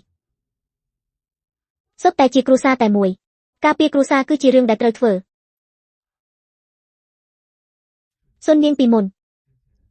ខ្ញុំមិនដឹងថានាងនៅផ្ទះសេដ្ឋីលៀងរស់នៅលំបាកយ៉ាងនេះទេថ្ងៃក្រោយនាងនៅក្បែរខ្ញុំចុះខ្ញុំនឹងមើលថែពួកនាងម៉ែកូនប៉ុន្តែលោកនិងលាវជីនហ្វុងនៅតែជាប្តីប្រពន្ធនឹងគ្នាខ្ញុំមិននឹងអាចនៅបានទៅម៉ែស៊ួយកូនដឹងខ្លួនហើយស៊ួយម៉ែមិនត្រូវបានគេចាប់ខ្លួនទៅទេល្អណាស់ហឺលាខ្ញុំខុសហើយសុទ្ធតែមកពីសេដ្ឋីលៀងគាត់បង្ខំខ្ញុំទៅធ្វើរឿងល្ងងខ្លៅទាំងនោះក្នុងចិត្តខ្ញុំនៅតែមានផ្ទះនេះនាងនៅតែមិនកែច្រិតលើកក្រោយនៅធ្វើបាបពួកយើងទៀតឬអត់ខ្ញុំឈប់ហើយនាងមិនបាននិយាយពិតទេខ្ញុំនិយាយការពិតហឺត្រូវហើយខ្ញុំគឺកំពុងបោកប្រាស់ពួកឯងថ្ងៃក្រោយខ្ញុំនៅតែធ្វើបាបសុននាងនឹងស៊ួយនៅមានឯងទៀតអេវ៉ាឯងហ៊ានវាខ្ញុំមិនលើកលែងឲ្យឯងទេមិនក៏ខ្ញុំនិយាយពាក្យក្នុងចិត្តចេញមកអីចឹង មានចិត្តអាក្រក់ទីបំផុតនិយាយពាក្យពិតចេញមកហើយលោកអ៊ំមានចិត្តអាក្រក់ម្នាក់នេះគួរឲ្យស្អប់ណាស់លាវជីនហ្វុងចាប់ពីថ្ងៃនេះទៅត្រកូលហឺរបស់ខ្ញុំគ្មានកន្លែងសម្រាប់នាងទេឆាប់ចេញទៅមិនបានទេខ្ញុំជាបងថ្លៃស្រីរបស់លោកបងថ្លៃប្រៀបដូចម៉ែលោកត្រូវតែចិញ្ចឹមខ្ញុំស្អីគេលាវជីនហ្វុងគឺជាបងថ្លៃស្រីរបស់ហឺលីមិនមែនជាប្រពន្ធទេហេសំស្លាប់មិនក៏មាត់មិនស្ដាប់បង្កប់ទៀតហើយបើដឹងថាខ្ញុំនឹងហឺលីមិនមែនជាប្តីប្រពន្ធច្បាស់ជាឆ្លៀតឱកាសដណ្ដើមហឺលីទៅមិនខានត្រូវហើយខ្ញុំគឺជាបងថ្លៃស្រីរបស់ហឺលីខ្ញុំគឺដោយសារតែខ្លាចនាងដណ្ដើមហឺលីទើបខ្លែងខ្លួនធ្វើជាប្រពន្ធរបស់គាត់លាវជីនហ្វុងនាងពិតជាមិនចេះខ្មាស់គេមែនចេញទៅហឺលីនោះមិនមែនជាពាក្យក្នុងចិត្តខ្ញុំទេនោះមិនមែនជាពាក្យក្នុងចិត្តខ្ញុំទេអាលីសុននាងខ្ញុំនិងលាវជីនហ្វុងពិតជាគ្មានអ្វីពាក់ព័ន្ធគ្នាទេបងប្រុសខ្ញុំរៀបការជាមួយនាងថ្ងៃហ្នឹងក៏ស្លាប់ចោលទៅតាមទំនៀមទម្លាប់នាងរាប់ថាជាបងថ្លៃស្រីខ្ញុំមិនបានផងតាមពិតគឺខ្ញុំយល់ច្រឡំសោះមែនហើយម៉ែលោកអ៊ំប៉ុន្មានឆ្នាំនេះគឺរក្សាខ្លួនចាំម៉ែណា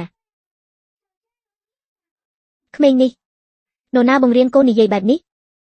មិនត្រូវទេរក្សាខ្លួនហឺលីចោះអេវ៉ានិងសានវ៉ាពួកគេគឺជាកូនអ្នកណាពួកគេសុទ្ធតែខ្ញុំរើសបានមកទេ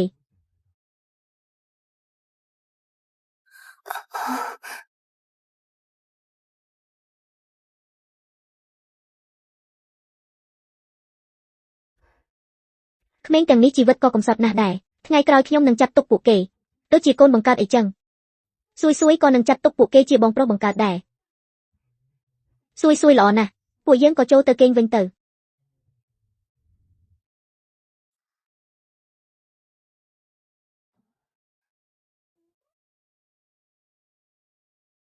បងធំគឺជាភីសៀវបងទី2គឺជាខ្លាបងទី3គឺជានាគស៊ួយកូននិយាយស្អីហ្នឹងម៉ែមិនឃើញនៅលើក្បាលពួកគាត់មានសត្វទេពទេហេ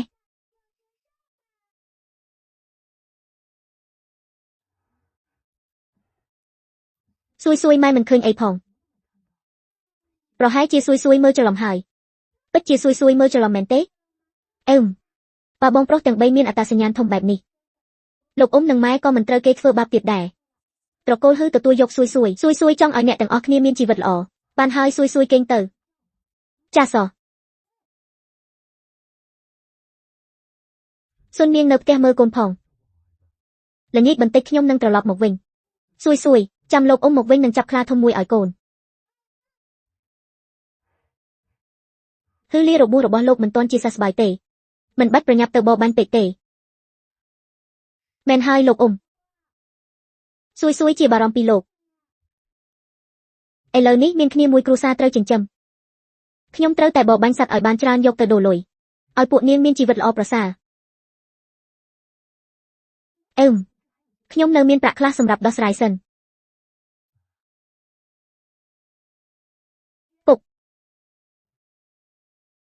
ពុកកុំទៅបបបាញ់អីខ្លួនពុកនៅមានរបួសនៅឡើយខ្ញុំបានឆ្លាក់របស់លេងខ្លះអាចយកទៅផ្សារលក់បានលុយបងធំនេះបងចង់ទៅរកស៊ីមែនហើយពុកខ្ញុំចង់សាក់លបងមើលនេះបងធំពូកែខាងគិតលេខប្រហែលជាមានដងខាងរកស៊ីពិតមែនបងធំឥឡូវនេះមានអ្នកខ្លះរកបាយស៊ីសឹងមិនបាននឹងមានអ្នកទិញចម្លាក់ឈើដែរឬមានអ្នកទិញប៉ុន្តែត្រូវពឹងមីងសុននាងឲ្យជួយរឿងមួយជួយរឿងអី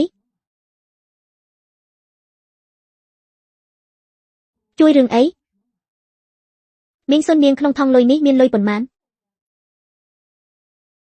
300វិនខ្ញុំអាចធ្វើឲ្យ300វិននេះក្លាយជា500-400វិនឲ្យតែមីងសុននាងឲ្យលុយនេះមកខ្ញុំខ្ចីសិនបងធំឯងកុំរករឿង300វិនមិនមែនតិចទេមិននឹងអាចឲ្យឯងយកទៅបំផ្លាញលេងបានមិនមែនទេខ្ញុំមិនមែនរករឿងទេគឺចង់ឲ្យមីងសុននាងវិនិយោគយកលុយបង្កើតលុយម្សិលមិញឃើញនៅលើក្បាលបងធំមានសត្វភីសៀវគឺជានិមិត្តរូបនៃទ្រព្យសម្បត្តិច្បាស់ជាពាក់ព័ន្ធនឹងលុយកាក់មិនខានម៉ែខ្ញុំជឿជាក់លើបងធំម៉ែឲ្យបងធំខ្ចីលុយនោះទៅ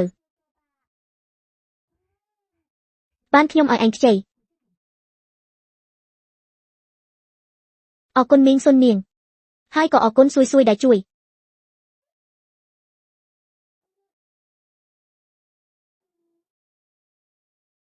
Bong thùng. Nơi đây bong nút cứ chỉ ấy. Ô xui xui. Ní cứ chỉ nam pi cầm na rồi bong thùng ảnh. Tăng pi phục rơ kê một. Có khơi miên tờ hài. Nam ní mơ tơ chùm lại nè. Rồi hai chỉ tẹt tôn nâng ta sinh nhan rồi bong thùng con mình đằng. Một mơ. Chùm lại chơi rụp môn côn ti côn khnhàn. Phơ đôi rồi bong bật nè. Tinh tờ ở côn lên. Cứ xong bồng phật hài. Rồi bong épប្រយោជន៍ស្អី មែនហើយមានលុយទិញម្សៅប្រសើរជាងទិញរបស់នេះទៅទៀតមែនហើយពួកឯងទាំង3មានខួរក្បាលគិតទេហ្នឹងមីងចង់ទិញមួយទេអានេះអាចយកទៅឲ្យកូនមីងលេងបានផ្ទះអ្នកណាខ្លះមិនដាច់បាយនោះឥឡូវនេះសម័យកាលអីហើយនៅមានអ្នកណាមានលុយទិញរបស់លេងទាំងនេះទៀតមកនេះសុំទោសផងក្មេងមិនដឹងអីទេសួយកុំភ័យបងប្រុសបងនិយាយថាលុយបង្កើតលុយមានន័យថាម៉េចប្អូនស្រីចាំមើលណាពុកម៉ែបងប្អូនទាំងអស់គ្នាថ្ងៃនេះតូបយើងខ្ញុំមានកម្មវិធីពិសេសទិញចម្លាក់ឈើមួយសងលុយវិញមួយវិញទិញចម្លាក់ឈើ2ថែមលុយ2វិញទិញកាន់តែច្រើនថែមកាន់តែច្រើនមានដែនកំណត់សងលុយវិញធ្វើបែបនេះបានផលដែរច្បាស់ជាបានផលហើយបងក្តាប់បានចិត្តអ្នកស្រឡាញ់របស់ថោកអស់ហើយអាហេះចុះបើខ្ញុំទិញចម្លាក់ឈើ100តាមឯងនិយាយគឺសងខ្ញុំ100វិញមែនទេពិតមែនហើយទិញកាន់តែច្រើនសងវិញកាន់តែច្រើនមិនក្រឡាស់សម្ដីទេទោះជាមិនអន់ទេខ្ញុំសុំមើលឲ្យខ្ញុំ2 3មកអីចឹងក៏បានដែរមីងសុននាងនេះទើបតែចាប់ផ្ដើមទេបន្តិចទៀតមីងជួយបងប្រុសខ្ញុំផងមីងដើរទូកាច់ខ្ញុំដើរទូស្លូតមិនក៏ទៅជាល្ខោនទៅវិញនេះមិនក៏ទៅជាល្ខោនទៅវិញបងធំសួយជួយបងសួយដើរទូកាច់ហ่ะចម្លាក់ឈើនេះតម្លៃប៉ុន្មានមិនថ្លៃទេ10វិនមួយទិញមួយសងវិញមួយវិនថ្លៃម្លេះនរណាទិញអីចឹង8វិនមួយបានទេបងធំចម្លាក់ឈើទាំងនេះធ្វើពីឈើរន្ទះបាញ់អាយុ2000ឆ្នាំវាអាចបណ្ដេញឧបទ្រពចង្រៃបាន8វិនថោកពេកហើយខាតដាំអស់ឯងក្មេងមិនដឹងអីទេអ្នកស្រុកឥឡូវរស់នៅលំបាកណាស់ផ្ដល់អត្ថប្រយោជន៍ឲ្យអ្នកស្រុកខ្លះមិនបានទេហេអីចឹងចុះខ្ញុំបញ្ចុះតម្លៃឲ្យ5វិនមួយ5វិន5វិន5វិន5វិនទិញមួយសងមួយវិននេះមិនទាំងរួចថ្លៃដើមផងមិនបានទេថ្ងៃនេះពួកយើងរកស៊ីខាតដើមហើយ4វិនក៏បានដែរអ្នកទាំងអស់គ្នាថាយ៉ាងម៉េចបាន4វិនពិតជារកស៊ីខាតដើមមែនចំណេញបានតែទឹកចិត្តប៉ុណ្ណោះអីយ៉ាខ្ញុំយកពីមុនគេខ្ញុំយកមួយដែរឲ្យខ្ញុំយកដែរអានេះខ្ញុំយកមកមុនឲ្យខ្ញុំអាម្នាក់នេះលេងភ្លីភ្លើហើយអីយ៉ាភាពវៃឆ្លាតក្នុងការរកស៊ីនេះពិតជាដូចលោកប្រធានពាណិជ្ជករណាស់ឆាប់គូរូបក្មេងម្នាក់នោះទុកទៅ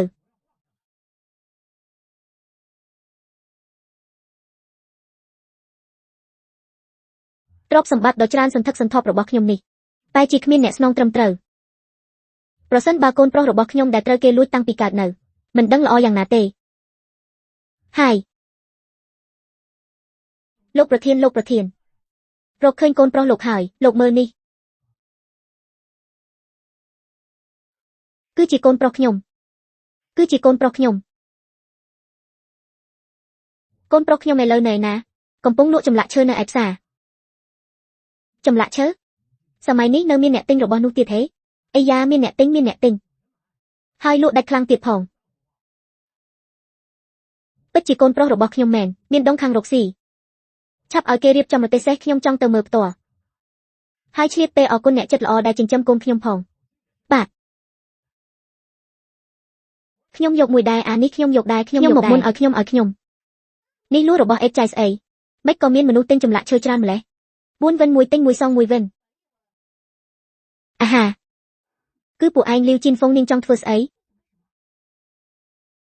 ខ្ញុំចង់លាតត្រដាងពួកឯងគឺកំពុងបោកប្រាស់លុយអ្នកស្រុកអ្នកទាំងអស់គ្នាពួកអ្នកត្រូវគេបោកហើយពួកអ្នកគិតមើលចំណាយ4វិនទិញឈើឥតប្រយោជន៍មួយទោះបីជាសង្វិញមួយវិនក៏ដោយក៏នៅចំណាយអស់3វិនដែរ3វិនអាចទិញនំប៉ោបានជាច្រើនមែនហើយនិយាយទំនងណាស់ចំណាយ3វិនទិញចម្លាក់ឈើអាចស៊ីបានឬក៏អាចផឹកបានយកទៅដុតធ្វើអស់ក៏ឆេះមិនបានយូរដែរមែនហើយដុំឈើនេះស៊ីក៏មិនបានផឹកក៏មិនបានចំណាយ3វិនខាតខ្លាំងណាស់នេះមិនមែនបោកប្រាស់គេទេហេ ធ្វើម៉េចទៅខំតែរកស៊ីបានបន្តិចឬមួយក៏ត្រូវបរាជ័យពួកយើងមិនបានបោកប្រាស់គេទេទិញចម្លាក់ឈើទៅវិញអាចស៊ីសាច់អាចពងបានហឹកក្មេងតូចឯងនេះនិយាយស្អីមិនសមទំនងមន់ទាខ្នានធ្វើពីឈើអាចពងបានមែនហើយមិនមែនវាអាចខ្លាចជាសត្វពិតឯណាហាហាហាហាហាខ្ញុំយកមួយនេះខ្ញុំយកមួយនេះនេះរបស់ខ្ញុំនេះរបស់ខ្ញុំល្អណាស់កុំដណ្ដើមគ្នាសុទ្ធតែអាចស៊ីសាច់នឹងពងបាននេះមិននឹងអាចទៅរួចវាពិតជាចេះពងមែនស្ទើរតែភ្លេចទៅហើយស៊ុយគឺជាកូនទេវតាប៉ុន្តែមិនអាចឲ្យគេដឹងពីភាពពិសេសរបស់ស៊ុយទេបើមិនអីចឹងច្បាស់ជានាំទុកដល់ខ្លួនអំបញ្ញមិញភ្លេចប្រាប់អ្នកទាំងអស់គ្នានេះគឺជាសិល្បៈសាស្ត្របំផ្លាញមន់ពិតដែលពួកយើងបានរៀបចំមែនហើយយ៉ាងម៉េចដែរបីវិនអាចទិញបានសត្វរស់ដែលស៊ីសាច់បានពងបានមិនខាតទេមែនទេមិនខាតចំណេញខ្លាំងណាស់មិនអាចទៅរួចពួកឯងច្បាស់ជាដាក់ថ្នាំសណ្ដុំអ្នកស្រុកហើយឈើមិននឹងអាចខ្លាយជាសត្វរស់ទៅឯងបើអ្នកមីងមិនជឿអាចសាកល្ពងម្ដងទៀតបានខ្ញុំឃ្លានហើយអីចឹងតើឯងអាចបំផ្លាញដុំធ្មេញនេះឃ្លានក៏ញ៉ាំនំប៉ោវទៅណែម៉ានថៅណែកាលពីមុននៅផ្ទះខាងម្ដាយខ្ញុំមិនដែលចេះសមត្ថភាពទាំងនេះទេប្រកាសជាដោយសារក្តីស្រឡាញ់របស់ម៉ែពុកនិងបងប្រុសដែលចិញ្ចឹមបីបាច់ខ្ញុំទើបខ្ញុំចេះជំនាញទាំងនេះនាងស្រីចង្រៃឯងពិតជាមានបំណងមិនល្អមែនប្រកាសជាចង់យករបស់ល្អទាំងនេះធ្វើជារបស់ខ្លួនឯងហើយថែមទាំងមកញុះញង់ឲ្យបែកបាក់ទៀតនៅមិនឆាប់ចេញទៅទៀតមែនហើយឆាប់ចេញទៅក្មេងចង្រៃចាំមើលឯងអួតបានយូរប៉ុណ្ណាចេញទៅអូពួកយើងសាក់មួយទៀតយកអាធំមួយជប់ភ្លាមប្រគល់ប្រាក់ដែលជាប់នឹងខ្លួនឯងមកប្រាក់ពួកឯងសុំប្រាក់ពីខ្ញុំកុំនិយាយច្រើនយកប្រាក់មកហើមចង់បានប្រាក់គ្មានទេមានតែជីវិតមួយប៉ុណ្ណោះមើលទៅរៀងក្រខ្សត់បែបនេះទៅជាគ្មានប្រាក់ជាប់ខ្លួនទេអីយ៉ាតោះស្រីចង្រៃនេះប្រហែលជាឃ្លានដល់ឈួតហើយមើលទៅហេះផុយយ៉ាងម៉េចខ្ញុំដឹងថាអ្នកណាមានលុយនៅឯផ្សារខាងមុខក្រុមអ្នកលក់ចម្លាក់ឈើទើបតែរកលុយបានមួយចំនួនធំមែនឬតោះហាតោះ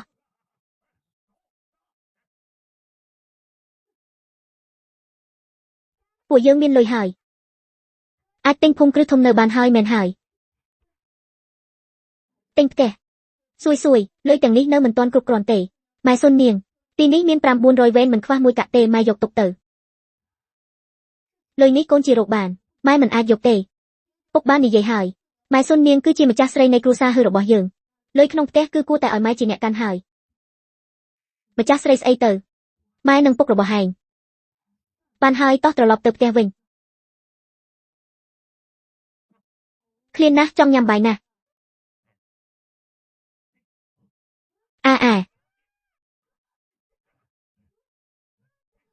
បងធំចាំខ្ញុំផង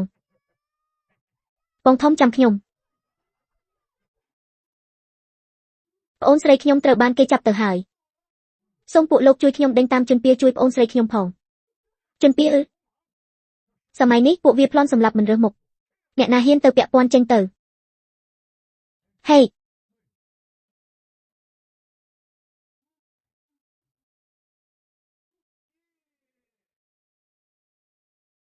សូមលោកម្ចាស់ជួយសង្គ្រោះប្អូនស្រីខ្ញុំផងអ្នកណាហ៊ានមកខុតប្រទេសចេញទៅក្មេងសុំទានមកពីណាដឹងថាអ្នកណានៅលើទេសទេគឺលោកម្ចាស់ពាណិជ្ជករធំរបស់ព្រះមហាក្សត្រឯងហ៊ានខុតប្រទេសសូមមេត្តាជួយសង្គ្រោះប្អូនស្រីខ្ញុំផង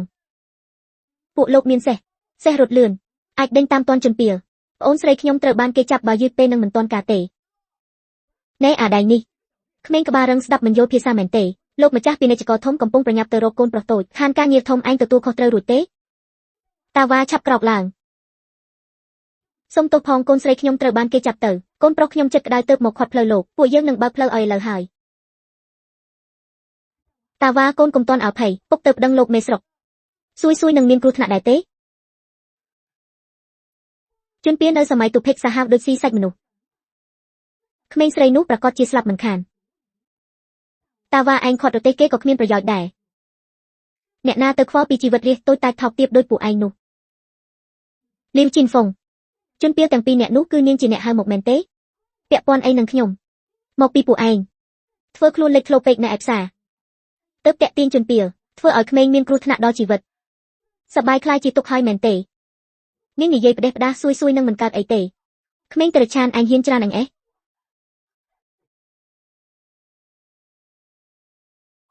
កូនប្រុសលោកម្ចាស់ពាណិជ្ជករហេតុអ្វីលោកចុះមកកូនរបស់ពុកនេះគឺជាលោកម្ចាស់ពាណិជ្ជករធំយល់ថាលោកម្ចាស់ពាណិជ្ជករធំមានកូនប្រុសតែមួយគ្រាន់តែកើតមកភ្លាមក៏ត្រូវគេលួចយកទៅបាត់តើអាចជាក្មេងប្រុសម្នាក់នេះគេគឺជាកូនប្រុសតូចរបស់គាត់មីងឯងកុំសង្ឃឹមថានឹងធ្វើបាបតាវ៉ាបានឲ្យសោះប្អូនស្រីស្លាប់ឬនៅក៏មិនដឹងប្អូនស្រីពួកឯងគ្មានជាប់សាច់ឈាមនឹងគ្នាផងនៅមកហៅប្អូនស្រីពេញមាត់សូម្បីតែឯងក៏មិនមែនជាកូនបង្កើតរបស់ឯងដែរឯងគ្រាន់តែជាក្មេងលាវជីនហ្វុងនាងបិទមាត់ទៅតាវ៉ានៅជាក្មេងនៅឡើយហេតុអ្វីនាងមានចិត្តពីស្ពោយ៉ាងនេះនាងហ៊ានស្ដីឲ្យកូនប្រុសខ្ញុំអ្នកណាច្រើនខ្ញុំទៅនេះគឺជាលោកម្ចាស់ពាណិជ្ជករធំលោកម្ចាស់ពាណិជ្ជករធំលោកម្ចាស់ពាណិជ្ជករធំរបស់ព្រះមហាក្សត្រអំបញ្ញមិញគាត់ថាតាវ៉ាជាកូនរបស់គាត់មិនអាចទៅរួចទេពុកសុំពុកជួយសង្គ្រោះសួយផងជួយប្អូនស្រីខ្ញុំផង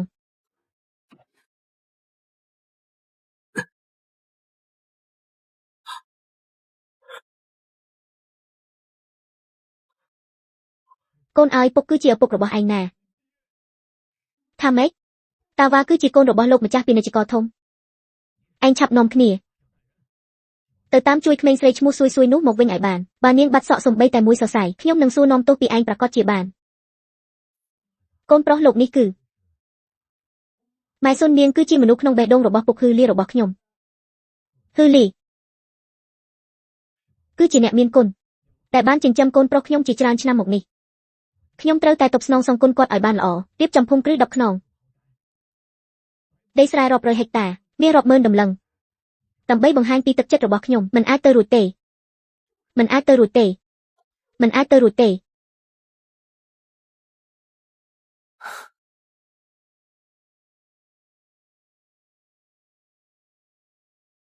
នេះសុននាងរបស់ទាំងនេះសុទ្ធតែជាអំណោយលោកម្ចាស់ពាណិជ្ជករធំផ្ដល់ឲ្យពួកយើងលោកម្ចាស់ពាណិជ្ជករធំមានប្រសាសន៍ថានេះគឺជាការតបស្នងដែលនាងបានចិញ្ចឹមបីបាច់តាវ៉ាជាច្រើនឆ្នាំមកនេះវាល្អពេកហើយ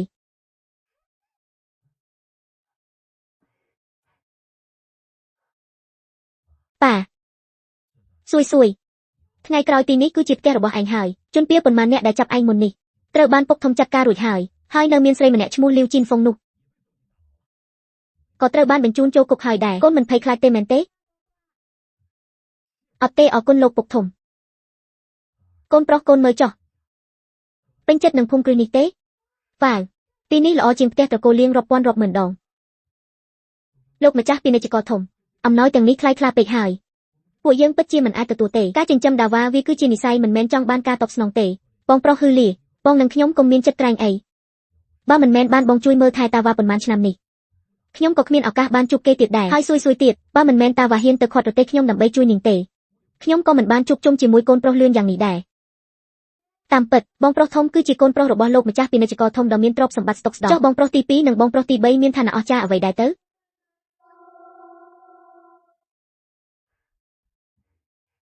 អរគុណលោកម្ចាស់ពាណិជ្ជករធំអរគុណអ្វីទៅមិនបាច់គួរសមទេមានរាប់ម៉ឺនដំឡឹងនេះ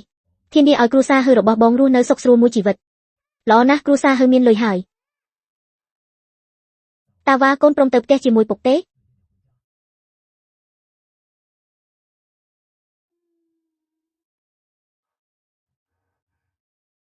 អាណិតពុកដែលខំចិញ្ចឹមបីបាច់ខ្ញុំប៉ុន្មានឆ្នាំនេះ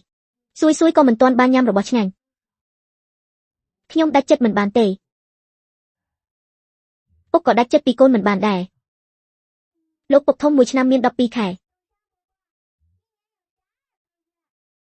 បងប្រុសធំពាក់កណ្ដាលឆ្នាំដំបូងអាចរស់នៅជាមួយលោកពុកហ៊ឺលីពាក់កណ្ដាលឆ្នាំក្រោយទៅកំដរលោកពុកធំបែបនេះអាចកំដរបានទាំងសងខាងល្អទេគំនិតនេះល្អសួយពិតជាក្មេងឆ្លាតមែន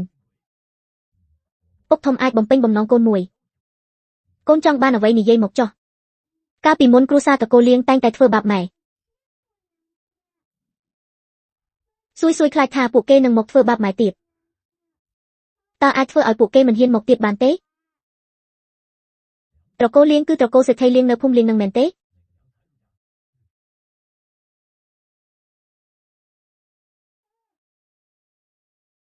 អីយ៉ាកូនរបស់ខ្ញុំអូយសង្ហាណាស់ហេទើចណាស់លោកម្ចាស់លោកមើលអីហ្នឹងអូមែនហើយដូចខ្ញុំសង្ហាដូចខ្ញុំអីយ៉ាហាកូនប្រុសរបស់លោកម្ចាស់ពិតណាស់ថាត្រូវតែសង្ហាដូចលោកម្ចាស់ហើយហាលោកម្ចាស់មិនល្អទេលោកម្ចាស់មិនល្អទេមានរឿងអីឆលំលេះឯងកុំធ្វើឲ្យកូនប្រុសខ្ញុំភ័យណាលោកម្ចាស់ហេពេលរសៀលខ្ញុំឬពួកឈប់និយាយថាលោកម្ចាស់ពាណិជ្ជករធំនឹងមកត្រួតពិនិត្យទ្រព្យសម្បត្តិលុះដល់ពេលយប់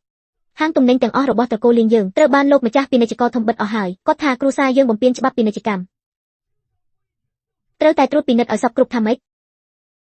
លោកម្ចាស់ពាណិជ្ជករធំសុកមកលេងយើងលោកសេដ្ឋីនេះគឺជាបញ្ជាផ្ទាល់របស់លោកម្ចាស់ពាណិជ្ជករធំគឺចង់លេងគ្រួសារត្រកូលលៀងយើងតែម្ដងពួកយើងនិងលោកម្ចាស់ពាណិជ្ជករធំមិនដែលស្គាល់គ្នាផងគាត់ជាបុគ្គលធំបែបនោះហេតុអ្វីក៏មកធ្វើបាបពួកយើងខ្ញុំបម្រើមិនដឹងទេបងស្រីបងនិយាយពីស្អីហ្នឹងអូនេះសម្បត្តិរបស់លីវជីនហ្វុងនាងត្រូវជាប់គុកដោយសារខុបខិតជាមួយជនពាលប្លន់គេនេះជាសម្បត្តិផ្ញើចេញពីក្នុងគុកសម្បត្តិអីបងស្រីខ្ញុំត្រូវបានគេចាប់ដាក់គុកលោកម្ចាស់តើពួកយើងបានទៅធ្វើឲ្យអ្នកណាអាក់អន់ចិត្តទៅគឺសុននាងនិងក្មេងចង្រៃនោះសុននាងសំស្លាប់គឺនាងទៀតហើយនាងទៅតាក់ទងលោកម្ចាស់ពាណិជ្ជករធំតាំងពីពេលណានាងមិនមែនរៀបការជាមួយអាព្រានព្រៃហ៊ឺលៀននោះទេអាហ៊ឺលៀននោះវាវាសនាល្អរើបានកូនប្រុស3នាក់កូនប្រុសធំរបស់វាគឺជាកូនប្រុសតូរបស់លោកម្ចាស់ពាណិជ្ជករធំឥឡូវនេះគ្រួសាររបស់ពួកគេបានរើទៅនៅក្នុងស្រុកហើយមានដីស្រែមានភូមិគ្រឹះស្កឹមស្កៃពិតជារស់នៅសោយសុខណាស់ហើយប៉ុន្តែបើមានសួយដែលជាក្មេងចង្រៃនោះប្រកាសជានាំចង្រៃឲ្យពួកគេលាយគ្រួសារមិនខានមែនហើយចុះពួកយើងធ្វើយ៉ាងម៉េចទៅឥឡូវហាងត្រូវគេបិទអស់ហើយរស់នៅមិនបានទេបើពួកគេមានលោកម្ចាស់ពាណិជ្ជករធំជាក្នុងបង្អែកអញ្ចឹងពួកយើងក៏ទៅរកក្នុងបង្អែកតែខ្លាំងជាងលោកម្ចាស់ពាណិជ្ជករធំទៅឯងត្រឡប់ទៅសម្រាកសិនទៅមេផ្ទះទៅអញ្ជើញលោកនាយទាហានគូមកជួបខ្ញុំបាទ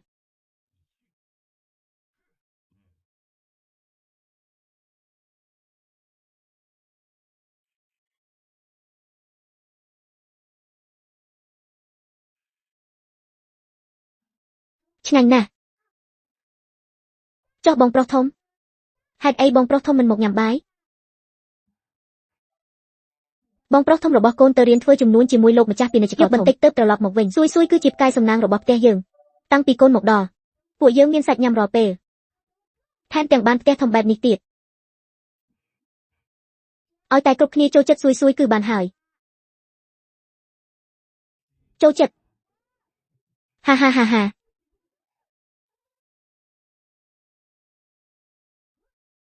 បងប្រុសធំគឺជាកូនលោកម្ចាស់ពាណិជ្ជករធំចុះបងប្រុសទី2មានឋានៈជាអ្វីដែរបងប្រុសទី2មានទេពកោសល្យខាងក្បាច់គុនជាកូនប្រុសតូនៃត្រកូលមេតបទោះបីជាពេលនេះផ្ទះយើងមានលុយប៉ុន្តែប្រហែលជានៅតែត្រូវគេធ្វើបាបតែសួយសង្ឃឹមថាគ្រប់គ្នានឹងលែងត្រូវគេធ្វើបាបទៀតជារៀងរហូតហេអាហាមកលោកនាយទាហានគូសូមអញ្ជើញហាលោកនាយទាហានគូលោកមេតបចេនគូសុខសប្បាយជាទេលោកមេតបចេនគូគឺជាមនុស្សដែលឯងអាចសួរនាំតាមចិត្តឬមានការអីឆាប់និយាយមកខ្ញុំមកមានការអី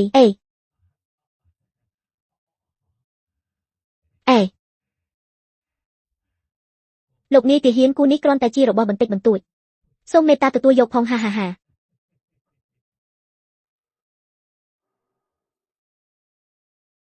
និយាយមកខ្ញុំចង់ពឹងលោកឲ្យជួយប្រដៅមនុស្សម្នាក់ឈ្មោះថាហ៊ឺលី វាអាងក្នុងលោកម្ចាស់ពាណិជ្ជករធំរកស៊ីមានបានពេញដៃពេញជើងថែមទាំងមកដណ្ដើមប្រពន្ធកូនខ្ញុំទៀតពិតជាគួរឲ្យស្អប់ណាស់ហើមចោះឯងចង់ឲ្យខ្ញុំប្រដៅវាយ៉ាងម៉េចសម្រាប់ចោលមួយពូជថ្លើមធំត្រកូលលៀងឯងពិតជាថ្លើមធំណាស់លោកនាយទាហានគូសូមមេត្តាខ្ញុំក៏គ្មានជំរឿដែរអាហឺលានោះចិញ្ចឹមកូនប្រុស3នាក់កូនប្រុសធំរបស់វាគឺជាកូនប្រុសតូចរបស់លោកម្ចាស់ពាណិជ្ជករធំប្រសិនបើកូនទី2និងកូនទី3របស់វាគឺជាកូនរបស់បុគ្គលធំណាម្នាក់ទៀតនោះជីវិតខ្ញុំប្រកាសជារស់នៅមិនបានសុខទេហើយនៅមានសួយដែលជាក្មេងចង្រៃនោះទៀតទុកនៅគឺនាំតែទុកភ័យសូមលោកនាយទាហានគូជួយកម្ចាត់ពួកវាផងការងារនេះសាហាវគ្រាន់បើ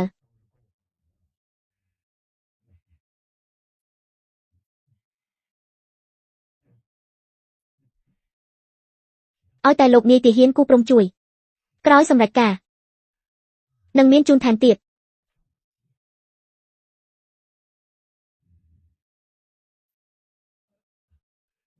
អរគុណលោកនាយទាហានគូអរគុណលោកនាយទាហានគូហេ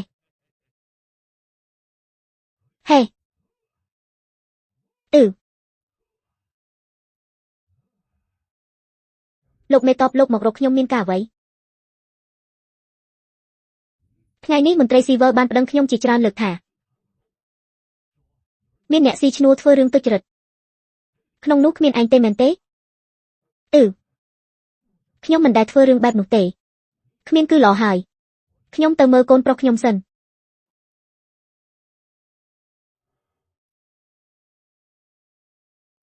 លោកមេតបទៅអុជធូបនៅបន្ទប់កូនប្រុសតូចទៀតហើយកូនប្រុសតូចគ្រាន់តែកើតមកមិនបានប៉ុន្មានក៏ស្លាប់បាត់បើគេនៅរស់ភូមិគ្រឹះមេតបប្រហែលជាមានជីវិតជីវ៉ាជាងនេះម៉ែពួកយើងដើរផ្លូវកាត់ទៅប្រញាប់ទៅផ្ទះញ៉ាំនំស្លឹកឈូកជាមួយបងប្រុសបានកូនឆ្មាធំតោះ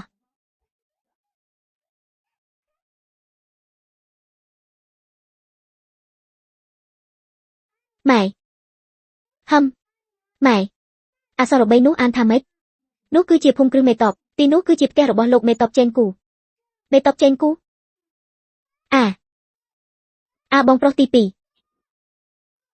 សួយកូនកើតអីកុំធ្វើឲ្យម៉ែភ័យណាសួយ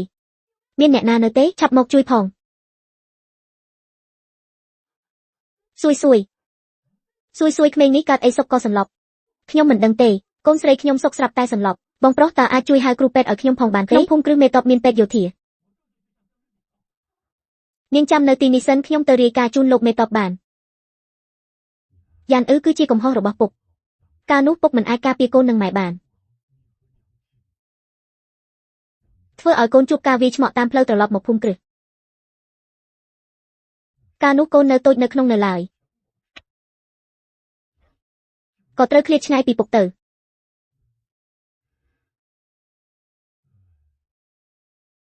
ចាំពុកបំពេញកាតព្វកិច្ចចំពោះជាតិរួចរាល់ពុកនឹងទៅរកកូននិងម៉ែនៅឋានសួគ៌លោកមេតបមិនល្អហើយនៅខាងក្រៅភូមិគ្រឹះមានក្មេងស្រីម្នាក់ស្រាប់តែសន្លប់ទៅមើលសួយកុំធ្វើឲ្យម៉ែភ័យសួយលោកមេតបនាងខ្ញុំសូមអង្វរលោកមេតបជួយសង្គ្រោះកូនខ្ញុំផងឆាប់ទៅហៅពេទ្យយោធាមកបាទសួយលោកពុកមេតបសូមលោកជួយសង្គ្រោះបងប្រុសទី2របស់ខ្ញុំផងគាត់កំពុងមានគ្រោះថ្នាក់នៅឯផ្ទះបងប្រុសទី2ផ្ទះនៅណា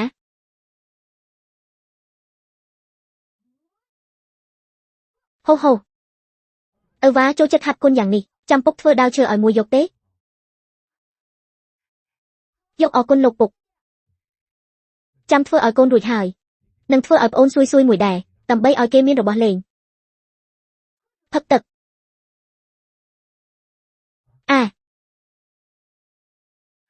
លោកនាយទាហានគូគឺនៅទីនេះពួកឯងជាអ្នកណាគឺឯងនេះហើយគឺជាប្រុសហើយដែលដណ្ដើមប្រពន្ធកូនឯងមិនខុសទេគឺវានេះហើយឆាប់ជួយសម្លាប់វាឲ្យខ្ញុំផងពួកឯងយកសិទ្ធិអីមកសម្លាប់ពុកខ្ញុំក្មេងម្នាក់នេះហេតុអីមានអារម្មណ៍ថាធ្លាប់ស្គាល់សេដ្ឋីលៀង ច្បាស់ណាស់ថាគឺឯងដែលបោះបង់ប្រពន្ធកូនចោលការសួយល្អយ៉ាងនេះផុយកុំនិយាយរឿងទាំងនោះជាមួយខ្ញុំត្រូវហើយលោកនាយទាហានគូឆាប់ចាត់ការទៅចុះដៃទៅដាក់ឲ្យធ្ងន់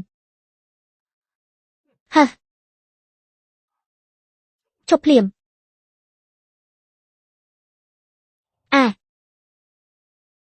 លោកមេតបលោកនាយទាហានគូអំបញ្ញមិញឯងកំពុងធ្វើអ្វីហឺលីអឺវ៉ា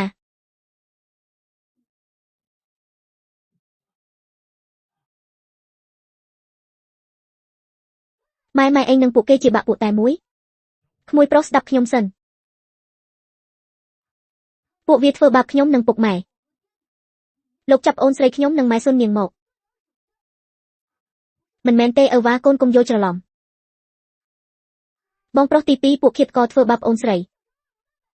លែងប្អូនស្រីខ្ញុំក្មួយប្រុសកុំឆេវឆាវខ្ញុំជាមេតបខ្ញុំមកជួយឯងទេពុកដឹងថាខ្ញុំគ្មានជាប់សាច់ឈាមនឹងពុកតែពុកចិញ្ចឹមខ្ញុំដូចកូនបង្កើតថ្ងៃនេះខ្ញុំសុខចិត្តស្លាប់ដើម្បីការពារគ្រួសារហឺហាក្មេងនេះពិតជាមានចិត្តក្លាហានក្មួយប្រុសកុំឆេវឆាវខ្ញុំមកជួយឯងទេតាក់ដាវចុះ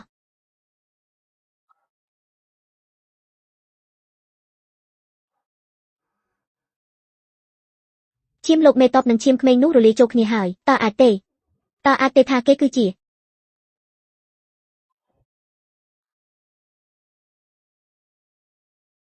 លោកមេតប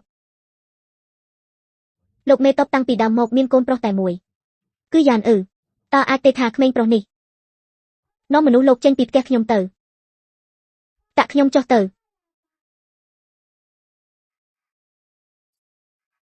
បងប្រុសទី2បងកុំខឹងអីលោកពុកមេតបគឺជាមនុស្សល្អមុខមាត់បងប្រុសទី2និងលោកពុកមេតបពិតជាដូចគ្នាណាស់យ៉ានពិតជាកូនមែនទេព្រះឲ្យអ្នកណានឹកស្មានថាកូនចិញ្ចឹមរបស់ហ៊ឺលីបែរជាកូនប្រុសលោកមេតបទៅវិញលោកមេតបកូនចៅពិតមាត់បងប្រុសក្មេងប្រុសនេះគឺជាកូនបង្កើតរបស់បងមិនមែនទេអឺវ៉ាគឺជាក្មេងដែលខ្ញុំរើសបាននៅភ្នំតាខ្វាយកាលនោះគេមានរបួសភ្នែកក៏មើលមិនឃើញគេគួរឲ្យអាណិតក៏នាំគេត្រឡប់មកវិញភ្នំតាខ្វាយទីនោះហើយដែលប្រពន្ធនិងកូនប្រុសខ្ញុំជួបគ្រោះថ្នាក់ឯងពិតជាកូនប្រុសរបស់ពុកមែនអឺវ៉ាលោកពុកក្បាច់គុណរបស់ឯងអំបញ្ញមិញពិតជាមានភាពអង់អាចដូចពុកណាស់តាមពិតឯងគឺជាយ៉ានរបស់ពុកកូនប្រុសធំរបស់ហ៊ឺលីគឺជាកូនលោកម្ចាស់ពាណិជ្ជករធំកូនប្រុសទី2គឺជាកូនលោកមេតបហេតុអ្វីក៏មានរឿងចៃដន្យយ៉ាងនេះ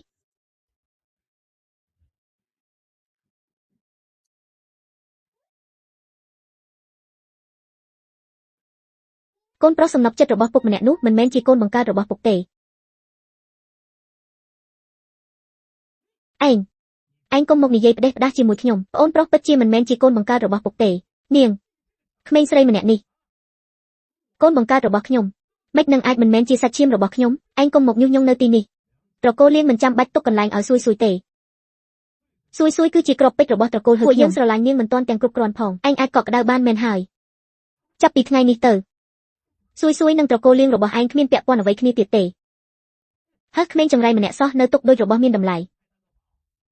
ពិតជាល្ងងខ្លៅមែនល្ងងសុំលាមិនអីទេកុំកាត់ទុកពួកយើងសុទ្ធតែជាគ្រួសារតែមួយថ្ងៃក្រោយនៅមានបងប្រុសទី2ទៀតថ្ងៃក្រោយអ្នកណាក៏កុំសង្ឃឹមថាធ្វើបាបឯងបានសួយហំថ្ងៃក្រោយនៅមានភូមិគ្រឹះមេតបធ្វើជាក្នុងបង្អែកឲ្យកូនបងប្រុសហ៊ឺលីបងថាការដែលជួយកូនប្រុសខ្ញុំភ្នែករបស់គេមើលមិនឃើញតែឥឡូវនេះគឺសួយជាអ្នកជួយឲ្យគេមើលឃើញវិញពិតមែនសួយពិតជាអរគុណកូនណាស់ថ្ងៃក្រោយភូមិគ្រឹះមេតបក៏ជាផ្ទះរបស់កូនដែរចង់មកពេលណាក៏មកចុះគឺសេដ្ឋីលៀងមានភ្នែកតែគ្មានគ្រាប់នឹងមានថ្ងៃមួយគាត់នឹងស្ដាយក្រោយហឹម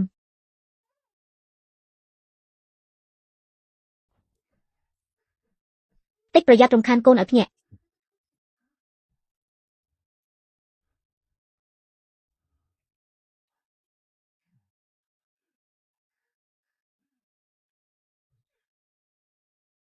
ពួកឯងកំពុងធ្វើអីលោកម្ចាស់ស្ដាប់ខ្ញុំបកស្រាយសិនលោកម្ចាស់ចេញ នៅបកស្រាយស្អីទៀតមេផ្ទះឯងពិតជាថ្លើមធំណាស់មេផ្ទះស្រីរបស់អញឯងសុំស្លាប់អ្នកឯណាទុកជីវិតផងលោកម្ចាស់ចាប់អាប្រុសហើយនេះបោះចូលក្នុងទន្លេទៅទុកជីវិតផងលោកម្ចាស់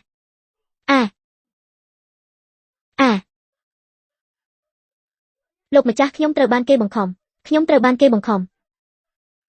ត្រូវគេបង្ខំអញ្ចឹងអញសួរនាងក្មេងនេះជាកូនអ្នកណាជារបស់លោកជារបស់មេផ្ទះសេដ្ឋីលៀងខ្ញុំធ្វើជាសាក្សីក្មេងនេះគឺប្អូនស្រីខ្ញុំលួចមានសហាយជាមួយមេផ្ទះកើតមកបងស្រីបងគុំហៅបងស្រីការដែលខ្ញុំនៅក្នុងគុកសុំឲ្យនាងជួយនាងមិនត្រឹមតែមិនជួយបែរជាសូកប៉ាន់អ្នកយាមគុកឲ្យដាក់ថ្នាំបំពុលខ្ញុំមិនមែនដោយសារខ្លាចខ្ញុំយកអាចកំបាំងនាងនឹងមេផ្ទះមកនិយាយទេនាងអាក្រក់ដាក់ខ្ញុំកុំបន្ទោសថាខ្ញុំអាក្រក់ដាក់នាងបញ្ចប់ជីវិតខ្លួនឯងទៅបើមិនអញ្ចឹងទេក្មេងម្នាក់នេះអញនឹងសម្លាប់វា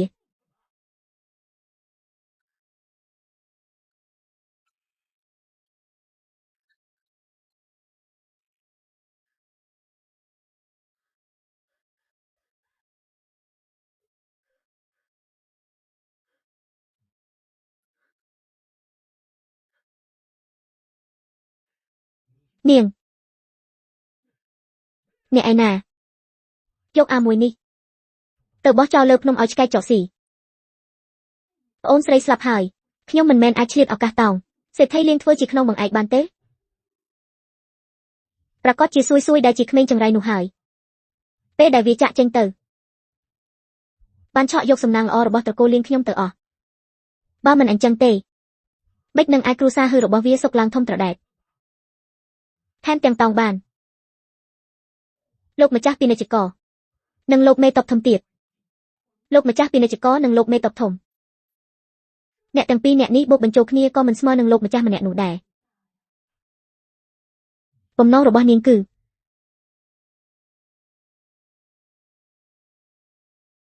មនុស្សកើតមកមានចិត្តល្អរិនជាឈូសៀងប៉ិនសានមនុស្សកើតមកមុខដូចឈួតរិនជាឈូសៀងប៉ិនតានសួយគឺមនុស្សកើតមកមានចិត្តល្អមិនមែនមនុស្សកើតមកមុខដូចឈួតទេហាអាសួយមិនក៏កូនឈាមច្រមុះហាលោកម្ចាស់ពាណិជ្ជករធំបងប្រុសហឺលីថ្ងៃក្រោយពួកយើងគឺជាគ្រួសារតែមួយហើយយប់នេះពួកយើងត្រូវជួបជុំគ្នាឲ្យសប្បាយបានហាតោះហាអេអាមិនអីទេសួយមិនក៏កូនហូឈាមអាកាសធាតុស្ងួតយ៉ាងនេះមិននឹងអាចឈាមច្រមុះឥឡូវនេះខ្ញុំនឹងចាត់ឲ្យគេទៅរកគ្រូពេទ្យភ្លាមសួយគឺជាក្របពេជ្ររបស់គ្រួសារទាំង3យើងត្រូវតែការពារនាងអ្នកឯណានេះគឺជាផ្ទះហឺលីលោកគឺជាអាមាត្យសេនេះគឺជាអាមាត្យសេដែលបម្រើព្រះមហាក្សត្រព្រះរាជក្រឹតឲ្យដល់ហើយអូនៅទីនេះទាំងអស់គ្នាល្អហើយទៅតាមខ្ញុំទាំងអស់គ្នាទៅ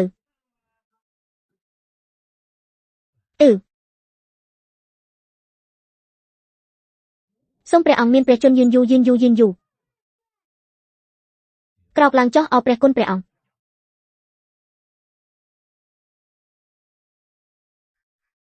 ពុកមនុស្សម្នាក់នោះចិត្តស្លាប់ហើយ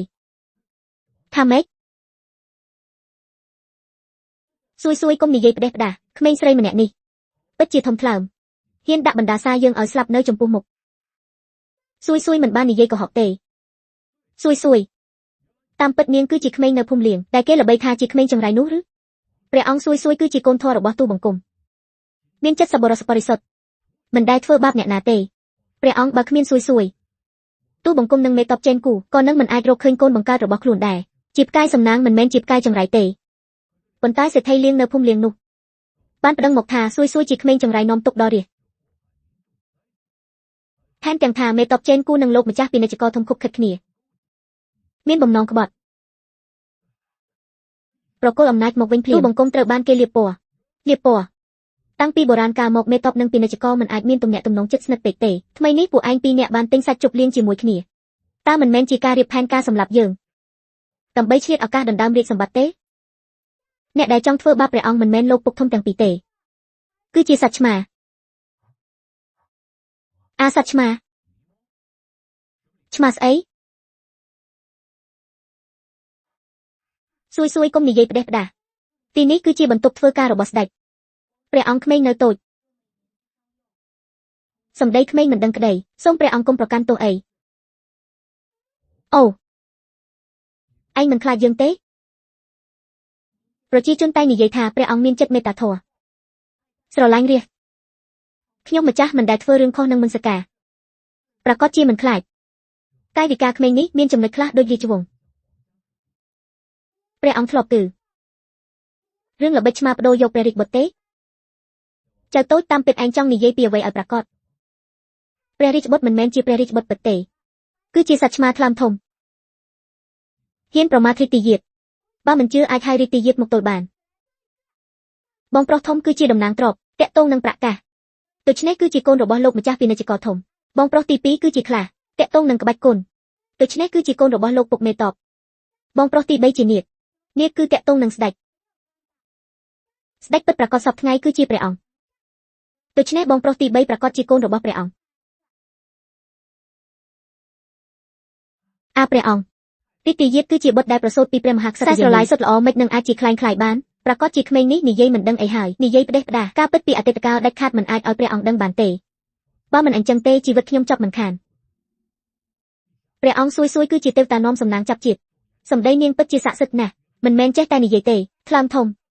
ឯងទេដែលថ្លើមសម្រាប់ព្រះតីរបស់ព្រះអាចឲ្យស្ត្រីមេម៉ាយដូចនាងមកលូកដៃបានឬព្រះអង្គទូបង្គំសូមយកជីវិតមកធានា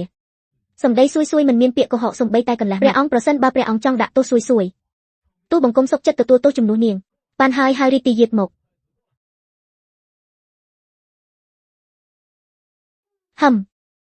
ព្រះបតាហៅបុត្រមកមានការអ្វីគឺគេនេះហើយដែលដណ្ដើមតំណែងរាជទាយាទរបស់បងប្រុសទី3ហើយថែមទាំងធ្វើបាបបងប្រុសទី3ឲ្យក្លាយជាកោហឹ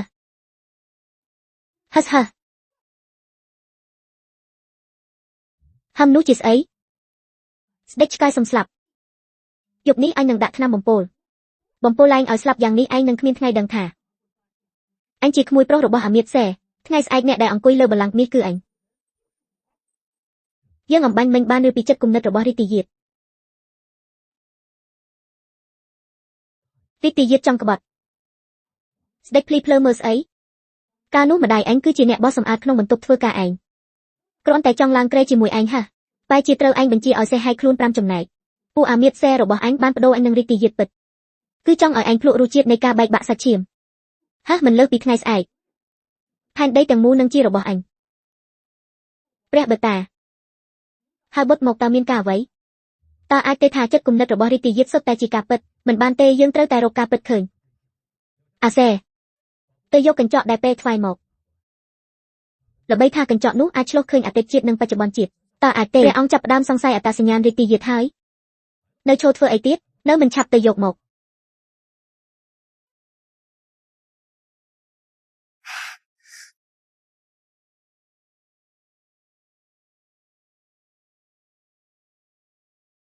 ចូលមកមុខមួយជំហាន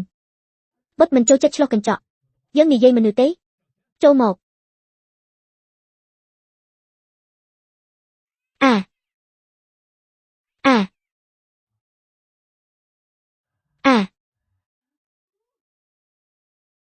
ព្រះអង្គពិតដូចដែលសួយនិយាយមែនរាជទាយាទមិនមែនជារាជទាយាទទេរាជទាយាទពិតប្រាកដគឺនៅទីនេះ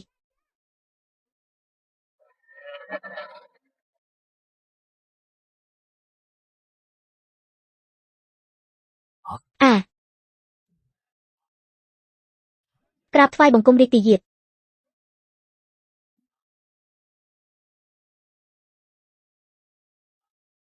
ពួកឯងលុតជង្គង់ដាក់ខ្ញុំធ្វើអីនេះទើបជាព្រះរាជបុត្ររបស់យើងគឺជាកូនបង្កើតរបស់យើងដែលត្រូវបានគេបដូរយកទៅខ្ញុំព្រះអង្គខ្ញុំទើបជារាជទាយាទពិតប្រាកដម្ដាយឯងជាអ្នកបោះសម្អាតពួកឯងជាអាមាត្យយើងក្រៅពីព្រះមហាក្សត្រយានីមិនដែលប៉ះពាល់ស្រីណាផ្សេងទេឯងធ្វើម៉េចនឹងអាចជាកូនរបស់យើងអាមាត្យសេឯងហ៊ានបោកប្រាស់យើងទោសធ្ងន់ណាស់ទាហានអូសក្បាល2នាក់នេះទៅឲ្យសេះហែក5ចំណែក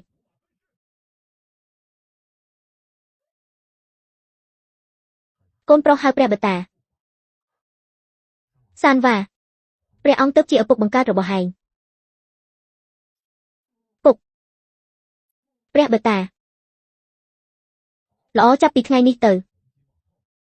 កូនគឺជារាជទាយាទនេនគោ ហឺលីឯងបានជួយអប់រំកូនយើងបានល្អយើងតែងតាំងឯងជាស្ដេចក្រាញ់យ៉ងនាងហៅសួយឯងពិតជាទេវតានាំសំណាងមែនយើងទទួលឯងធ្វើជាបុត្រីធម៌ផ្ដល់ងារជាព្រះនាងហ្វូឡៃជិនស៊ូឯងយល់ព្រមទេព្រះអង្គខ្ញុំម្ចាស់នៅមានម៉ែម្នាក់ទៀតម៉ែខ្ញុំម្ចាស់និងលោកពុកហឺលីមានចិត្តស្រឡាញ់គ្នាទៅវិញទៅមកព្រះអង្គអាចបំពេញបំណងពួកគាត់បានទេហាអនុញ្ញាតព្រះរាជទានអាពាហ៍ពិពាហ៍សុននាងនិងហឺលីជ្រើសរើសថ្ងៃល្អរៀបការហាកូននេះណាហា